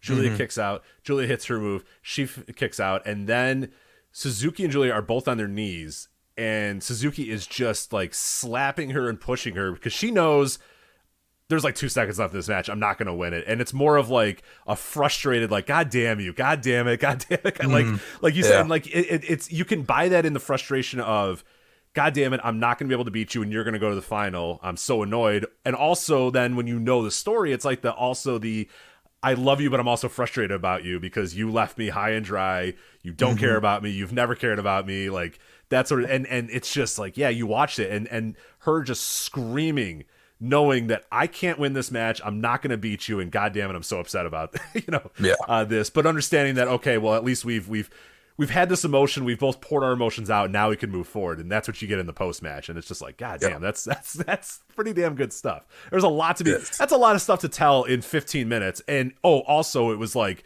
14 minutes of which were just like really, really good pro wrestling in between there too. So there's a ton going into that if you know just even the basics of it, there's still something appealing. But if you know the deep down and all the other stuff, I mean, it just hits you on a completely different level of why these two women are just so emotional and so, desperate, to not just to beat the other, but just to get in the ring with each other and just kind of, use that history and either move forward with it or whatever. So seeing Julia cry is just like such a odd thing because she has this like big person persona where she's like above everything and she's too cool for school, and then she's crying as soon as her first tournament match of the night starts, and you're like, oh, okay, so she's feeling all of these emotions. Now. Well, it's very similar. I mean, a great example would be and hell, I mean, that she might get to that level at a certain point too is when Okada was crying at Wrestle Kingdom, he loses, this I'm the Rainmaker, I'm the big star, I'm the best or whatever, and then Tanahashi embarrasses him and says, get the fuck out of my ring, pal.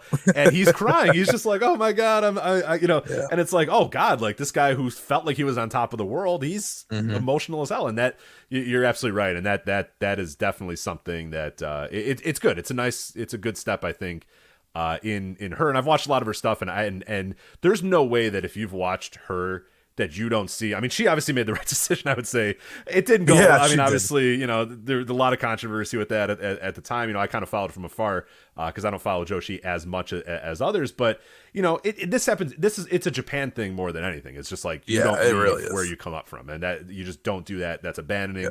And there's ways to go about it, and she didn't really do it in the best way. No. And it was the right decision, but it was also one that, like, you were going to just be met with a bunch of controversy. But, I mean, make no question about it. From the moment she stepped in Stardom, it felt like, okay, she's going to be something. And, we'll talk about it in a bit at the main event, but this is an important name. If you don't know the name, if you don't know the face, you're about to learn it very soon.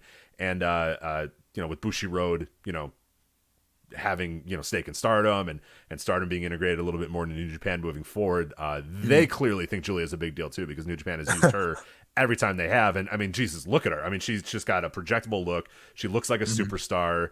There's everything that you could possibly want out of, hey, who would we build a company around? Julia's kind of the one that you look at and go, yeah, that's a good person to build a company around. And New Japan sees that, Stardom sees that. So yeah, she's a name that if you don't know Julia, if you've never seen her before, it's time to get acquainted with her, because I don't think she's going away anytime soon. No, she is not. She's been on a 3-year road to that world title now. Because the moment she stepped in, everyone's like, all right, she's gonna be world champion. Yeah. And just the hoops that she's had to jump through, and really just the development as a wrestler too. I mean, she's so much better now than when she first came in. And she's completely transformed her in-ring style to be far more physical. Like, she used to do all like this technical stuff, and that wasn't very good. So just watching her now, it's as if she wrestles as if she's been through a lot too. I don't know how best I can explain that, but like, she goes out there as if it's her last match every time, because that speaks to people. Yeah. And you could tell this night alone that she wrestles like that, right? Because she went into that match with Suzu. She didn't care that there was a final later. She was like, all right, I'm going to, headbutt you twice. And, people after Julia's turn, let's just say people were like, does she like not know what happened to Katsuyori Shibata? And I'm like, I don't know. Or several other Joshi wrestlers before her, like many others retire when they were 27 years old or whatever, just because their bodies broke down. Apparently she doesn't, which is fine with me. I mean, hell, go for it. It's entertaining. Yeah. Don't get me wrong. It's just like, oh my god, yeah. 2-in-1 match, then a final later. I'm like, yeah, good for you. Yeah, good for you. Yeah, but you look at the rest of the night, and none of the other I mean, the closest you have is Starlight Kid and Mayu Iwatani. That went 13 minutes, and I think that's the next longest other than the final. Everything else is between 7 minutes. You got a 44-second match in there as well, but a bunch of other stuff there, which we'll touch on here in a sec. But let's get to that final. It's Julia versus Tam Nakano, and that has a bit of importance as well. Do you want to let people know why that is also important for Julia? Everything mattered. That's what was really cool about this, is everything that happened with Julia and everything that happened with a lot of the other people on the card. It mattered, and particularly this thing with Julia and Tam Nakano mattered, and why did it? Oh yeah, they get a long road. So it all started really with the Wonder of Stardom Championship when Julia came in. That was the title she wanted. She won the Cinderella tournament, which is their other signature tournament, kind of like a New Japan Cup type thing, but a lot shorter, a lot different. Kind of like, both of them have their differences, but it's a single elimination tournament. She won that, and she was going to wrestle Tam Nakano's best friend, Arisa Oshiki. Arisa Oshiki is someone that had maybe 150 matches to her name. She was Wonder of Stardom champion, and she had to retire due to injury. And Tam Nakano was the one who promised she would take that title off of Arisa Oshiki. So of course she couldn't do that because Arisa had to retire.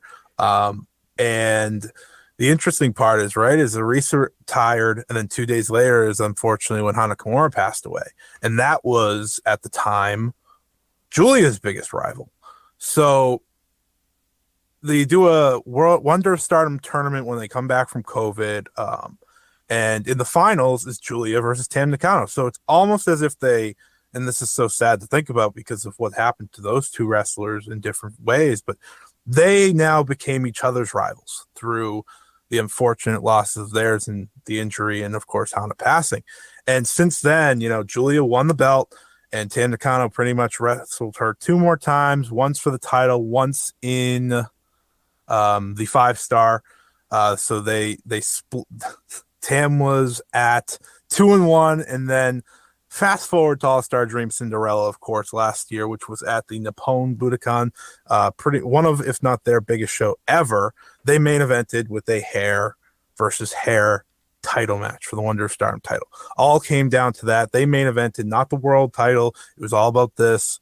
And if you're listening to this and you're a WWE fan or, American wrestling fan, hair versus hair means a lot more in other company, especially Joshi, because there's just so much wrapped into it, right? Like these are women's wrestlers, and looks do matter, right? It's like Kurt Angle's balding, okay, when he got his head shaved. So it's a big difference. It's a big difference, especially in American wrestling, because we're so used to. I think most people are so used to like guys just getting either like better haircuts, like Jeff Jarrett lost a hair versus hair match and then just had like a crew cut and cut his mullet, and it's like, well, that doesn't count. Like, and then like you said, Kurt Angle's hair is like halfway up his scalp, and he loses the hair. I'm like, well, that doesn't. But here's a woman, like for all intents, I mean, she's an attractive woman. Like that's why she's being pushed to the level she is. Like, and she's got long hair, and she's not just going to get it cut. She's not just going to get a pixie cut.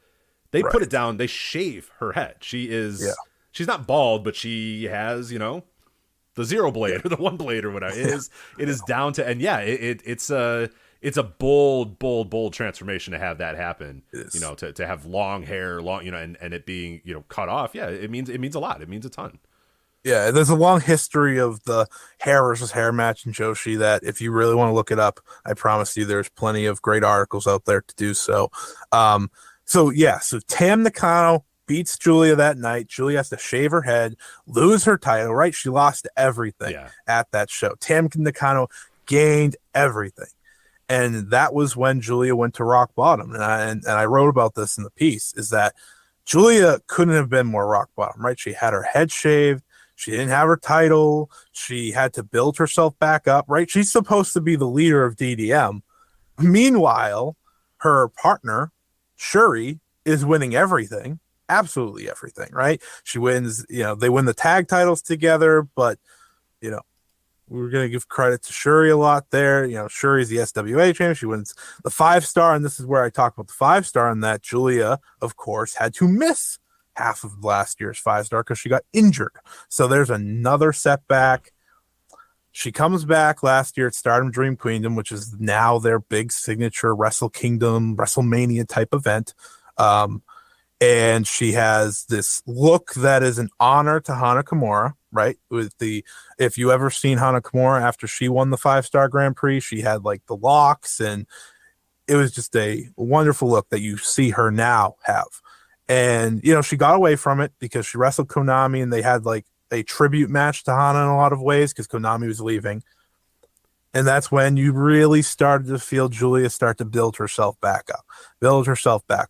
Then you get to the match with Shuri. She loses that. Shuri leaves Donna Del Mondo and makes her own group. Okay.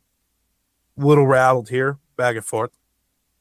And then Julia watches Natsupoi turn on DDM and her to join Tam Nakano and the Cosmic Angels. So, as you can see, very long road here between these two. There's a little something every time. You go through the 5-star Grand Prix. Julia loses the first 2 nights, so 2 more struggles, and then she goes winning and winning and winning and winning and winning and winning.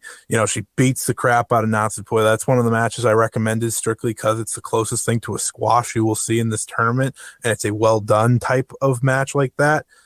And then, of course, it all builds to the final here where Julia, who has been at rock bottom trying to build herself back up to get to that first major singles win, will now face the woman who sent her there. I don't know if every single part of that road was supposed to happen, because part of me still does think Julia was supposed to win the tournament last year. But if it was, bravo to them, because it's a full circle. As I said, a 1-night road to perfection. It was destiny that she went to this tournament and not only won, but beat Tam Nakano to do it. Yeah, it really, really cool moment.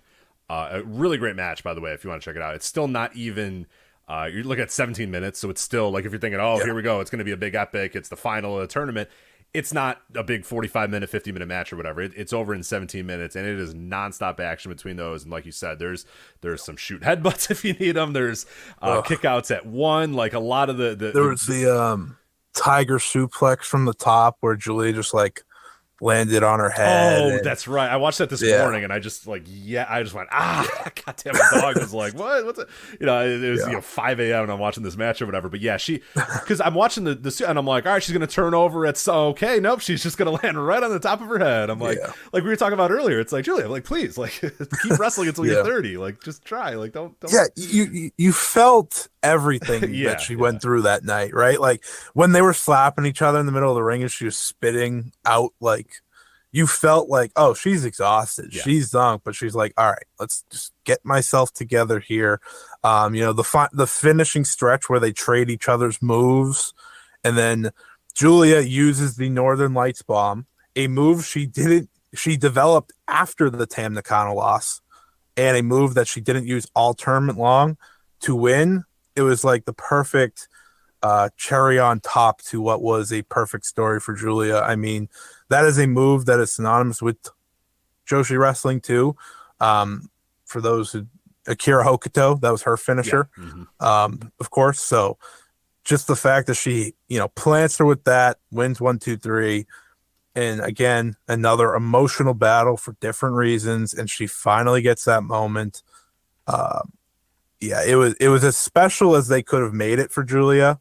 I don't think they could have made the night more perfect for her. And I'm happy they did it that way. I think the finishing sequence is awesome too, because so they exchange finishers. They both kick out at one.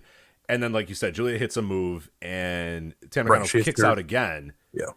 And instead of like breaking down or screaming or doing whatever, she just goes, all right, I got another thing for you. And then gets up immediately and then hits her with the bomb, like you said. And then that's it. And then but I love that, because like there's so much wrestling that you'll have, and it's one of the worst tropes in modern wrestling is like the wrestler then gets up and pulls their hair, or does the NXT thing where you go, no, what more can I do?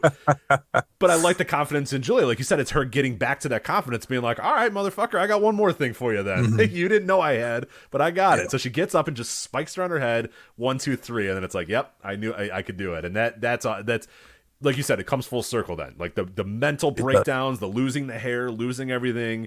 And it comes to this moment where you have all the confidence in the world that, you just kicked out of my finisher, but don't worry, I got something more for you. I got one more thing for you that's going to finally do it. And then it does it. And then, she gets a big crown and a big trophy and a big robe. And she's the top of the.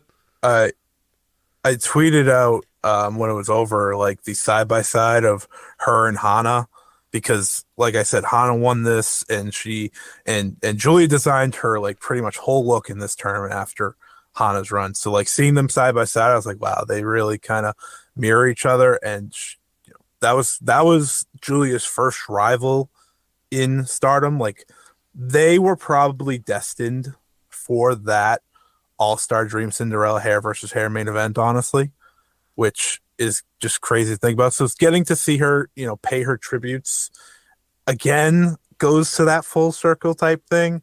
And I don't mean to like keep harping on that, but she did everything she could to put her entire wrestling journey into one night. And I think that's just, it's an accomplishment, because I feel like it's so hard to do. And a lot, like we saw the Hangman Page rise, right? And they did that so well, and how they built him back up and how they made him ready to beat Kenny. And like, this is one of those types of things where the predictable winner is also the perfect winner. Yeah. Sometimes don't overthink it. Just go with the one. Go, but it also speaks to her as well, of just being as young as she is. Still only 28 years old or whatever.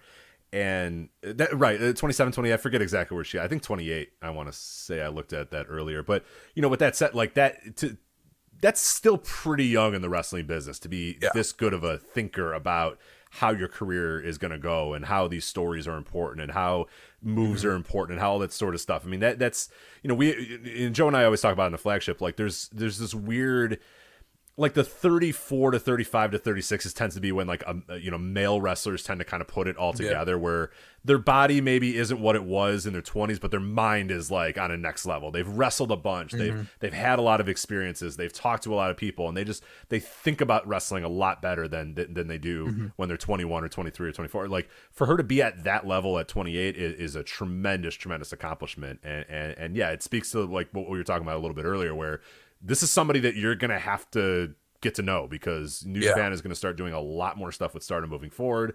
Stardom is going to be an important part of New Japan's American, expansion and continued, running in over the next couple of years. And yeah, the women are going to get even more important in New Japan, and she is clearly one that they have their eye on. To be an important part of that division moving forward. So yeah, now if you don't know Julia, now's the time to jump on board, and yeah, it's a good time to do it too, because she's really coming into her own in all the ways. Yeah, I know they have the IWGP Women's Championship, and they're going to go with the smartest match for that historic crossover show, which I don't know if we were going to talk about or not, but Julia is going to be the World of Stardom champion. So by the time that IWGP Women's Champion's crowned, and maybe eyes start to come in, Julia is going to have a lot of eyes on her. Of course, I think she's already set for the crossover. She's teaming with Zack Sabre Jr. Yes, to go against Shuri and Tom Lawler, which is really cool. So they kind of did tell you who's going to win this as well, because Shuri, of course, is the world champion, and that's who Julia will be facing. But yeah, you're going to have to keep your eyes on her, because even if she's not in the IWGP Women's title hunt right now, she's still going to be at the top of Stardom. And she's going to be featured on a lot of things moving forward. Yeah, and I mean, I think it was pretty prominent too when you saw her. I mean, she was one of the people that was at the G1 or whatever when they were doing the announcements and stuff. Like, if that's not even more clear of who that company, which was Shuri and Julia again. Yeah, exactly. So that's if you need to know what two they think are pretty important to the future, and they obviously there's many others on the roster, but those two in particular, you can tell that New Japan thinks, oh, okay, these are stars of stars that we can really build this thing around. Yeah, that's that crossover show, November 20th is that show happening. That's the New Japan Stardom crossover show. So that's kind of going to kickstart then the continued, like you said, the IWGP Women's Championship, all that sort of stuff. So they're going to continue to be very, very important. So if you want to start learning about Joshi, now is probably a good time. If you're a New Japan fan and you're wondering, hey, who are all these people that are going to be on these shows, or who are these people that are going to be in this? Like, now's the time to get learning. But let's talk a little bit about the rest of this show, and obviously there was, God, what was it, 15 matches or something like that? It was a lot. We are not going to cover every single one of those matches. It was an AEW pay-per-view, but like 2 hours shorter. Yes, right. Which was I appreciated that how short it was, but I couldn't believe that they were just getting in, getting out, new entrants. If you skip entrances, man, you could get this show over with in 45 minutes or whatever. Yeah. But there's some good entrance music, so I don't know why you would do that, but. Anything else that stands out, or that if people wanted to check this show out and maybe say, hey, look, I don't have 2 hours to watch everything. What are things that I need to know? What are things that were important? What else from this 5-star? Because it was a tremendous show. I thought top to bottom, very, very good. Nothing quite hit the level that Julia did in both those matches. I thought those were the best two matches far and away of the entire night. But is there anything else on this show that you really thought stood out to you, or that people should check out? Mayu Iwatani versus Starlight Kid. I think that's a match you need to know the history for. Like, the Julia and that you wrote an article at voiceswrestling.com about. I know. It's funny. It's funny how that worked out. But so like it most of the time I write things is like features and not just previews or reviews, is because I get inspired by something. And this match, not necessarily because it was the greatest match of all time. I thought it was a great match, don't get me wrong, because I think if you know the story between these two, you can believe a little more. So just a quick background. Mayu Iwatani is the icon of Stardom. She's one of the Threedom, which the Threedom, if you don't know, is Io Shirai, Kairi, as known as Kairi Sane for many of the WWE fans, and Mayu Iwatani. Mayu Iwatani is the only one that didn't leave, right? She did win the what was the Ring of Honor Women's title called? Women's of Honor title at one time. Yeah, whatever. But she didn't leave Stardom. She never left. Right. She's been the ace, the icon, that is what she's been. And she debuted on Stardom's very first show. So she is Stardom, okay? And she had Starlight Kid in her group, Stars. The group is called Stars. So again, if you can't figure out how much she means, her group is literally just called Stars. And last year, Starlight Kid had to switch factions because they did a faction match where the last person pinned had to switch. Went to a Uedo tie, and then, Starlight Kid through time starts to realize, maybe I can start winning with these ways. They're the heel group of Stardom. And ultimately, Mayu Iwatani does a gauntlet match against the rest of Uedo Tai to get Starlight Kid back. They were former tag team partners also, MK Sisters. They teamed at Wrestle Kingdom this year, actually, as the MK Sisters. You wouldn't have known that they don't like each other anymore. They do like each other, but it's a different story. But anyways, and Mayu goes through all of them. She wins the gauntlet, and then Starlight Kid says, no, I'm not switching because my goal is to get to your level. That is my goal. I'm going to get to the level of Mayu Iwatani. So at the 5-star Grand Prix final last year, they wrestled. And Mayu ended her chance at the tournament. Fast forward to this year, Starlight Kid grows a lot. She learns a lot of new moves. She has some of the best matches of her career. She learns a lot of things. She's doing the numero dos now, learned from El Desperado, of course, because they're good friends, which is a big addition. I think it's changed her game. Fast forward to their match, you instantly see, and maybe this is me just being a wrestling fan reading into stories too much, but you see, after their first sequence, Mayu's like, oh, all right, I gotta try a little more. I gotta enter that championship type mindset, which she has been so many times, because Starlight Kid has made herself better. Yeah. And as the match goes on, I'm not going to go through the whole match because I rather you just watch it, or of course read my article and watch it. But there's struggle there. There's chances for Starlight Kid to win. And much like the Suzu match, you see at the end, even though Starlight Kid hit most of her new moves and most of her best shots, including the numero dos where it looked like Mayu was out, she still couldn't beat Mayu Iwatani. And that's one of the stories to follow through moving forward, because that is a long-term story that the first time she beats her will be the most important, because she's 0-5 against Mayu Iwatani. That might mean to her more than winning a title. And my whole point of this big ramble, I apologize. No, you're good. No. This is perfect. This is great. Is that Starlight Kid is going to be the face of this company. And I don't know if people understand that. I know non-Joshi fans don't, but I don't even know if every Stardom fan knows that. Did you happen to see the poll that was it Samurai TV did? Bushiroad did. There was a poll that wrestling fans in Japan did about the most popular wrestlers. And, the top 3 were some form of Okada, Tanahashi, Naito, right? Understandable. Right. Three that make sense. I think Muto was in there, as much as people don't like him. Here, he is very popular there. Muto, Minoru Suzuki, Will Ospreay, all the major names in Japan. And at number 11 was Starlight Kid. Yeah. She was higher than everyone in Stardom. And that alone, I think, should speak to her limit, because she's 21 years old. She is 21 years old. The sky is still the limit.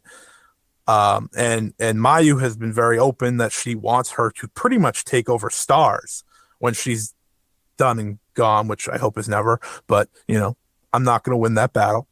And the point is that this match was just another building block in the career of Starlight Kid. So I recommend checking that out. I didn't mean to go as long as I did, but it was a match. It was a match that, as a fan who's so invested in these two wrestlers, Mayu Iwatani is my favorite wrestler of all time. It was just such a fun watch, because you're seeing the future just, kind of show. You're seeing the future, and you're getting excited because you're watching Julia and do what she did all night and growing Stardom as is. But by the time Starlight Kid's at the top, I don't know where Stardom's going to be. But that's the exciting part of it, because she's going to be the face of this company, with or without the mask. She has been open that she may not want the mask anymore down the line, but that's the excitement. That's why I say watch it. You can watch the rest of the show if all I care. There's a lot of like good wrestling matches, but in terms of story, the 3 matches that we talked about, those are the story matches, and I think that's always what makes wrestling better. Yeah, for sure. But that's so it's great recommendations, great way to set you up for that if people are interested in watching those. Like I said, the preview the preview of the finals has a recommended matches. Because what was it? 160? What did you say? 167 matches or something like that? 157, including the final. Yeah, it was a lot. You don't need to watch all those. That is not recommended by anybody. And I heard that from a lot of people that were like, "Oh, you're lucky you only watched the finals." And I was like, "Yeah, this is a great show." And they're like, "I just wanted it to end. I'm just done with watching wrestling." It's like, I love wrestling so much that I never really felt that way. Yeah. It was more like, just get me to the next big show with the big matches, because you have some matches in there, as every tournament has, that you're sure. All right, yeah, all right, let's get through this. Like the only truthfully, the only tournaments like I recommend to watch all of are like Julia, Starlight Kid, and like Hanan, for different reasons. Hanan because this was her first, and she's like going to be one of the major faces, and her matches were like 6 minutes. It's not that long. Like her whole tournament probably added up to like 40 minutes total. Not very long. And then Starlight Kid, I've kind of just alluded to her story throughout, and Julia because Julia. But you don't have to watch this full tournament. I just told you why. You just need to watch the final night. So you're welcome. There it is. Yeah, but if you are a complete or not a completist, but at least want to check out more, that piece gives you some good recommendations. Just do that if you want. And I know some people matches. have already started doing that as well. I've heard from a few people that said, "Okay, I did go and do that." So, all right, that's Stardom. Obviously, all that can be found at Stardom World. If you want to watch that, your pieces up at voicesofwrestling.com. Again, Destiny, Julia, and the One Night Journey to Perfection. I'll put that in the show description as well. And then the Starlight Kid one that just posted as of right before we got on the air here. Starlight Kid has become the heir to the icon for Stardom. So I will link to both of those so you can check them out after the show if you're interested. And you should definitely read those. They're both very, very good. So that is that. But let's get to one more thing here before we officially say goodbye for the night. And that is a Tokyo Joshi Pro Wrestling event that is coming up this weekend. Wrestle Princess 3. So this is Tokyo Joshi Pros. For people that don't know, this is their big show of the year. This is their WrestleMania. Right? I always say WrestleMania because I grew up WWE. It's their signature show. Yeah, their Wrestle Kingdom, their WrestleMania, their whatever. Yes. Is their signature show. It has wrestle in it. So it's right there for you. Yeah, it is. And obviously, if you're new to Tokyo Joshi Pro or whatever, all of their shows are on Wrestle Universe as well. So if you subscribe or you've been interested in subscribing for Noah or for DDT, they're all in that cyber fight family. So, it's a good value, especially right now. And Joe Gagney alluded to it earlier. The dollar is doing pretty good against the yen right now. So I don't know what Wrestle Universe is right now, but it's not a bad value to get Noah, DDT, and Tokyo Joshi Pro all in one service, and all in very good quality too. We love Konosuke Takeshita. Yes. So you can see him. Yes, that's where he's at. You can also see Keiji Muto. Well, there's gifts and there's curses to everything. But you are going to be able to stream this Tokyo Joshi Pro show live this weekend. So Scott, we'll have a preview up at voicesofwrestling.com. But for people that maybe want to check this out or are thinking, hey, is this worth my time? What would you say about this show? As we approach it coming up this weekend, is this something that you are going to carve time out for? Are you kind of on the fence about it? If there's people in the background that are like, hey, should I be interested in this? Should I plan my weekend around it? What would you say about this show?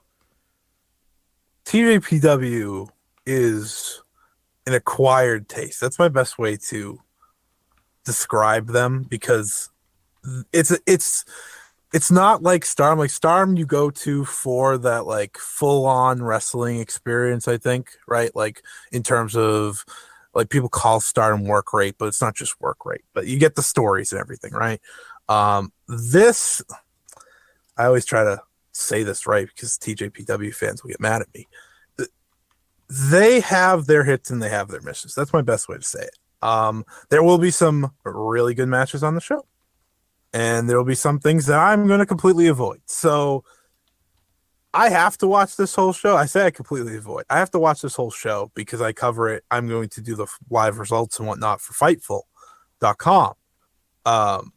But this to me is a show you should watch after. It is a show that you should wait, see what people liked, see what people didn't, because I think this is a show that you have to watch yourself to figure out if you're going to like Tokyo Joshi Pro. Of course, there are people that may be listening to this that know more wrestlers from TJPW than they do from Stardom, right? You got Maki Ito, of course, who pops up in AEW, Miyu Yamashita, who had the one match. Riho's on this show. If you have missed Riho, you finally get to see her, not in AEW, but you get to see Riho.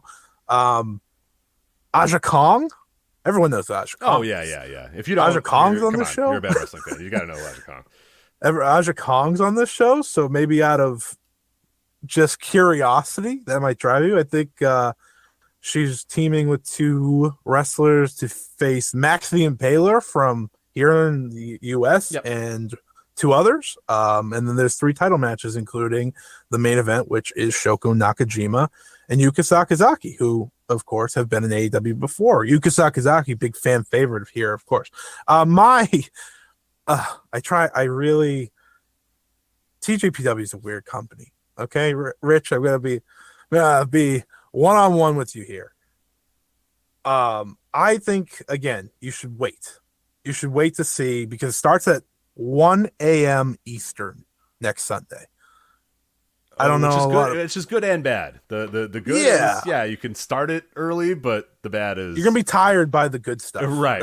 Yeah, because there are people that love that, and I don't. I much prefer a show that starts later in the, because then, maybe I don't watch it all live, but I can wake up at 4 a.m. and know, okay, that's my preference. The next 2 hours are all going to be really good, because I've done these stay up, and there's nothing worse than like you've been up for 24 hours or more, and it's like 4:30 a.m. and you're like, oh man, like I'm too tired to even enjoy this main event. And I'm sure it's good. I think it's good, but I don't know if it's good or not. So. Yeah, like I pick and choose when I stay up. So like if it's Wrestle Kingdom, I'm staying up. If it's Stardom's pay-per-views, I'm staying up, but that's because I do coverage too. With certain Japanese promotions, I pick and choose. New Japan and Stardom are the ones that keep me awake. This one I will stay up for because it's their signature show. There is cheering, so that's automatically going to make this show better. I'm interested. That automatically makes this show better.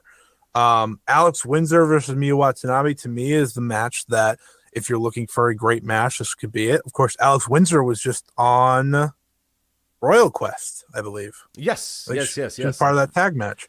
So I don't know when Royal Quest is going to come out. Nobody does. Yeah, nobody does. I don't think so. I was going to say I was going to say, maybe you'll get an idea of how she is as a wrestler. Probably not. Yeah. She wrestles in Rev Pro.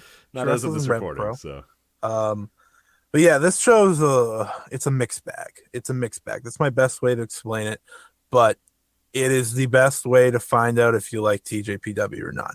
And I'll also say this, for the wrestlers that have appeared in AEW, some of them have shown you what they can do, and some of you have not. And the have not is Miyu Yamashita. I stress this very much so because her match with Thunder Rosa on AEW Dynamite, I think it was Fyter Fest. Oh, right. Yeah. They had the title match. Yeah. That did not work. Because they had a really good match in Tokyo Joshi Pro. So it was like, all right, this is going to be good. And then it just was not at all. Yeah. It didn't work. That's my best way to explain it. Yeah, that's a very nice way to put it. Yes. Miyu Yamashita is a lot better than that. Yes. Some people do believe she is the best women's wrestler in the world. That showing, again, was not it. Maki Ito's also a lot better in TJPW. And I know, Maki Ito's a weird one because when she comes to the U.S., she plays to a lot of the fans love, which obviously I would too. That's how you're going to make money, right? She goes on these indie shows. People are going to sing her song with her, and that's that.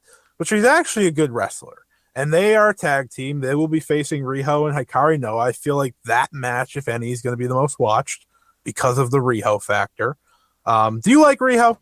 I am in between on Riho. I don't hate her as much as other people hate her, but I think she's I think she has potential and she is solid, but I don't know that I've seen her do better stuff outside of AEW, and I've seen her do stuff in AEW that I liked, but I'm very much like indifferent on her. I could take her or leave her, really. She had the last Britt Baker match that I liked, so I'll say that. Which I don't remember when that was. I'm not going to lie to you.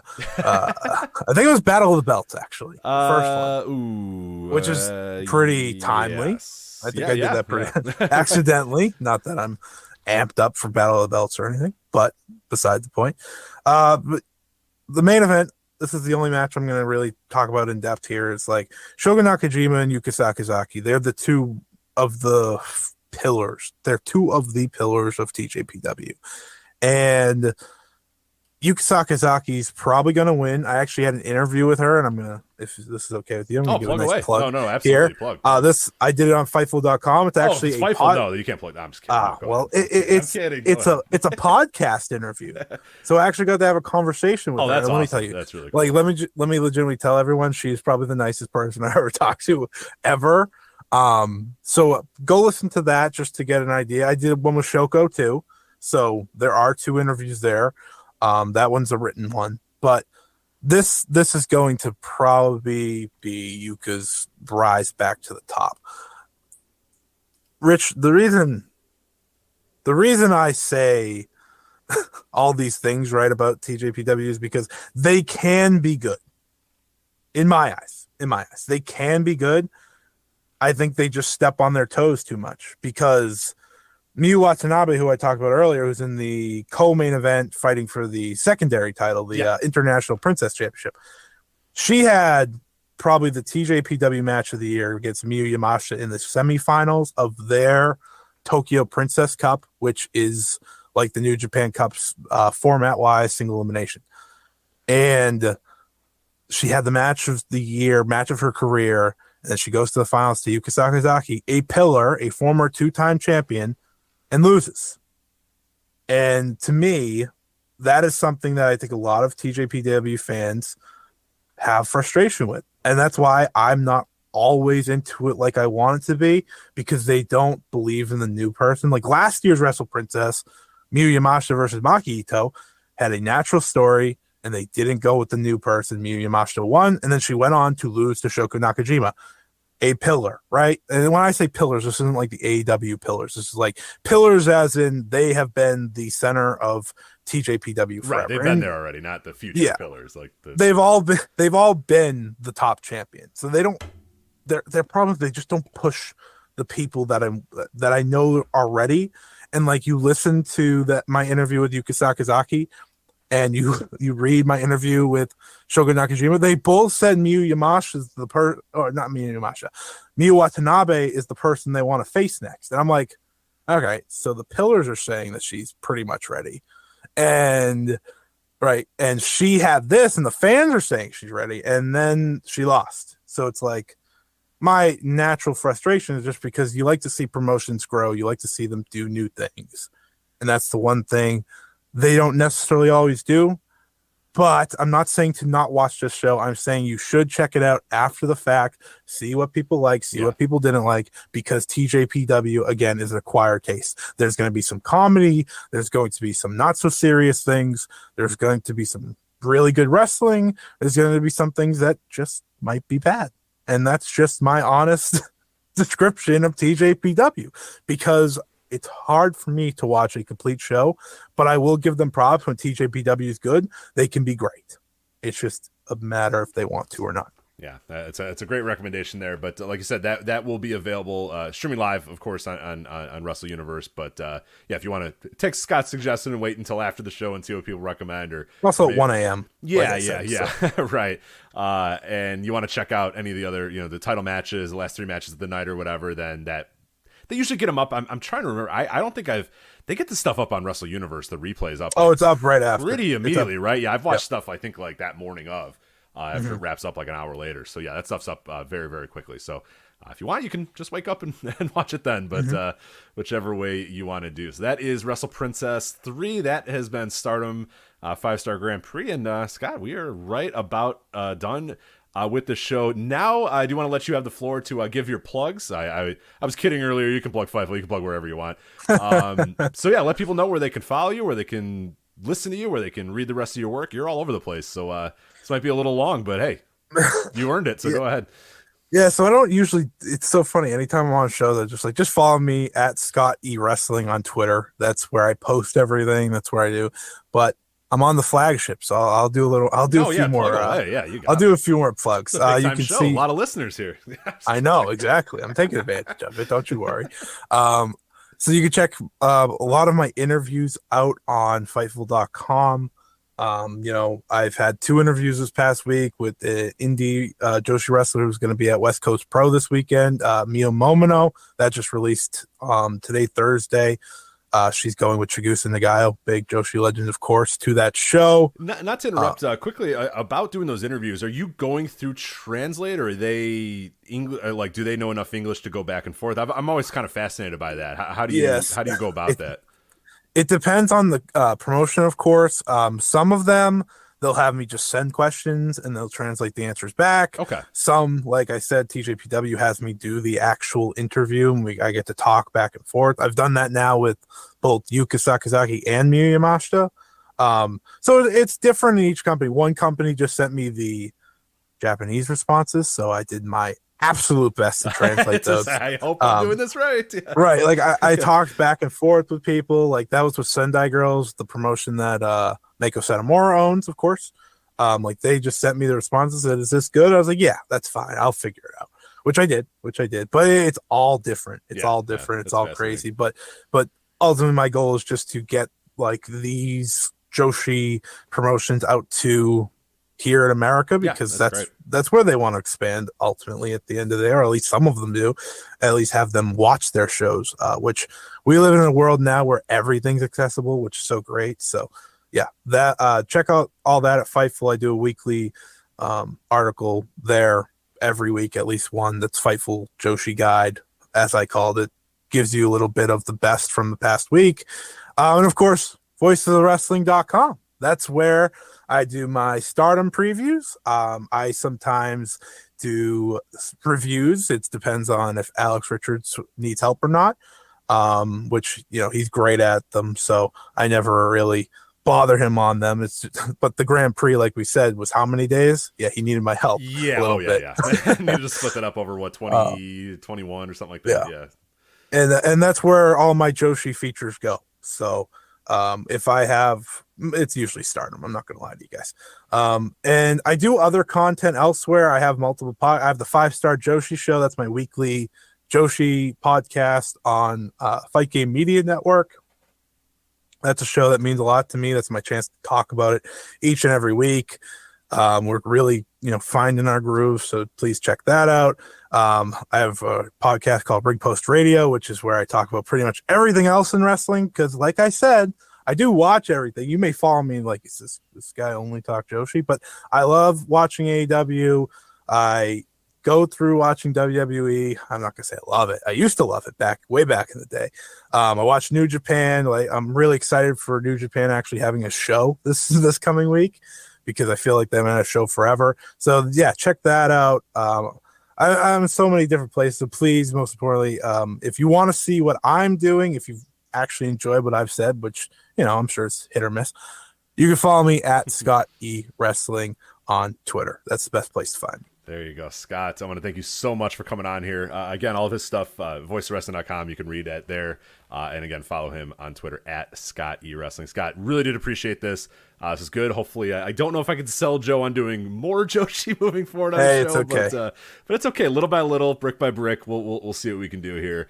Eventually, Stardom's going to be on New Japan, so he's going to have no choice but to review it. So we'll see. But this is nice to be able to do this for a little bit. And I gotta say, I'm after watching that 5-Star Grand Prix, I'm I might be added to the regular rotation for a little bit. So I want to appreciate the write-up on Julia too, which really did kind of say like, okay, wait a minute, maybe I need to start watching this stuff even a little bit more intently than I was before. So yeah, again, just tremendous work on that. I'll link it in the description, but you can find it over at com as well. And that is going to do it for this episode of the Flagship. Of course, subscribe to the Flagship and all of the podcasts on the Voice Wrestling Podcast Network on your podcast app of choice.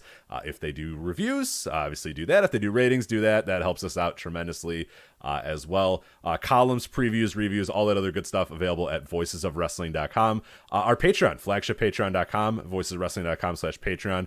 I should note that we have now officially moved to anniversary billing, and that means real quickly, the difference is you are not going to get charged on the first every month. We always would do that segment on the Flagship. We would say it'd be the 4 days until the end of the month, and we would say don't subscribe to us because you're going to get charged today and you're going to get charged again on the first. And we say don't subscribe, wait a couple more days and then you can subscribe. We don't have to do that anymore, because now if you start subscribing on the 15th, you're going to get charged every single month on the 15th. If you subscribe on the 1st, you're going to get charged on the 1st. And if you subscribe on the 28th, well, guess what? You're going to get charged on the 28th. So it is going to charge you when you subscribe. So there's no longer that pressure to, okay, there's a couple days left in the month.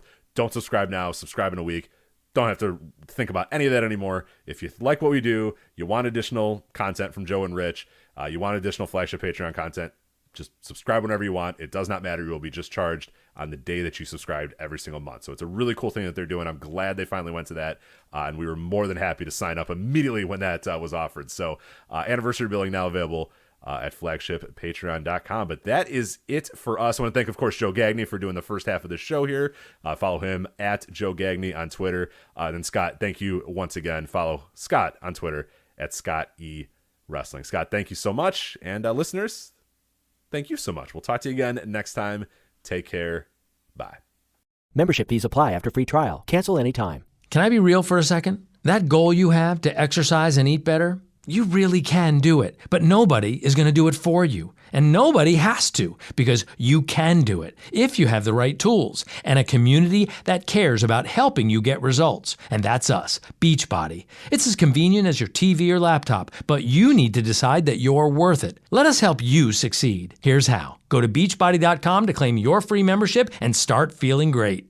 When it's time for an adventure on the open highway, one quick call to American Family Insurance gets you headed in the right direction. Our travel peace of mind package is there if you encounter a bump in the road. From roadside assistance to rental car coverage, we have you covered. Find a local agent or get a quote at AmFam.com. American Family Insurance. American Family Mutual Insurance Company, SI, and its operating company, 6000 American Parkway, Madison, Wisconsin.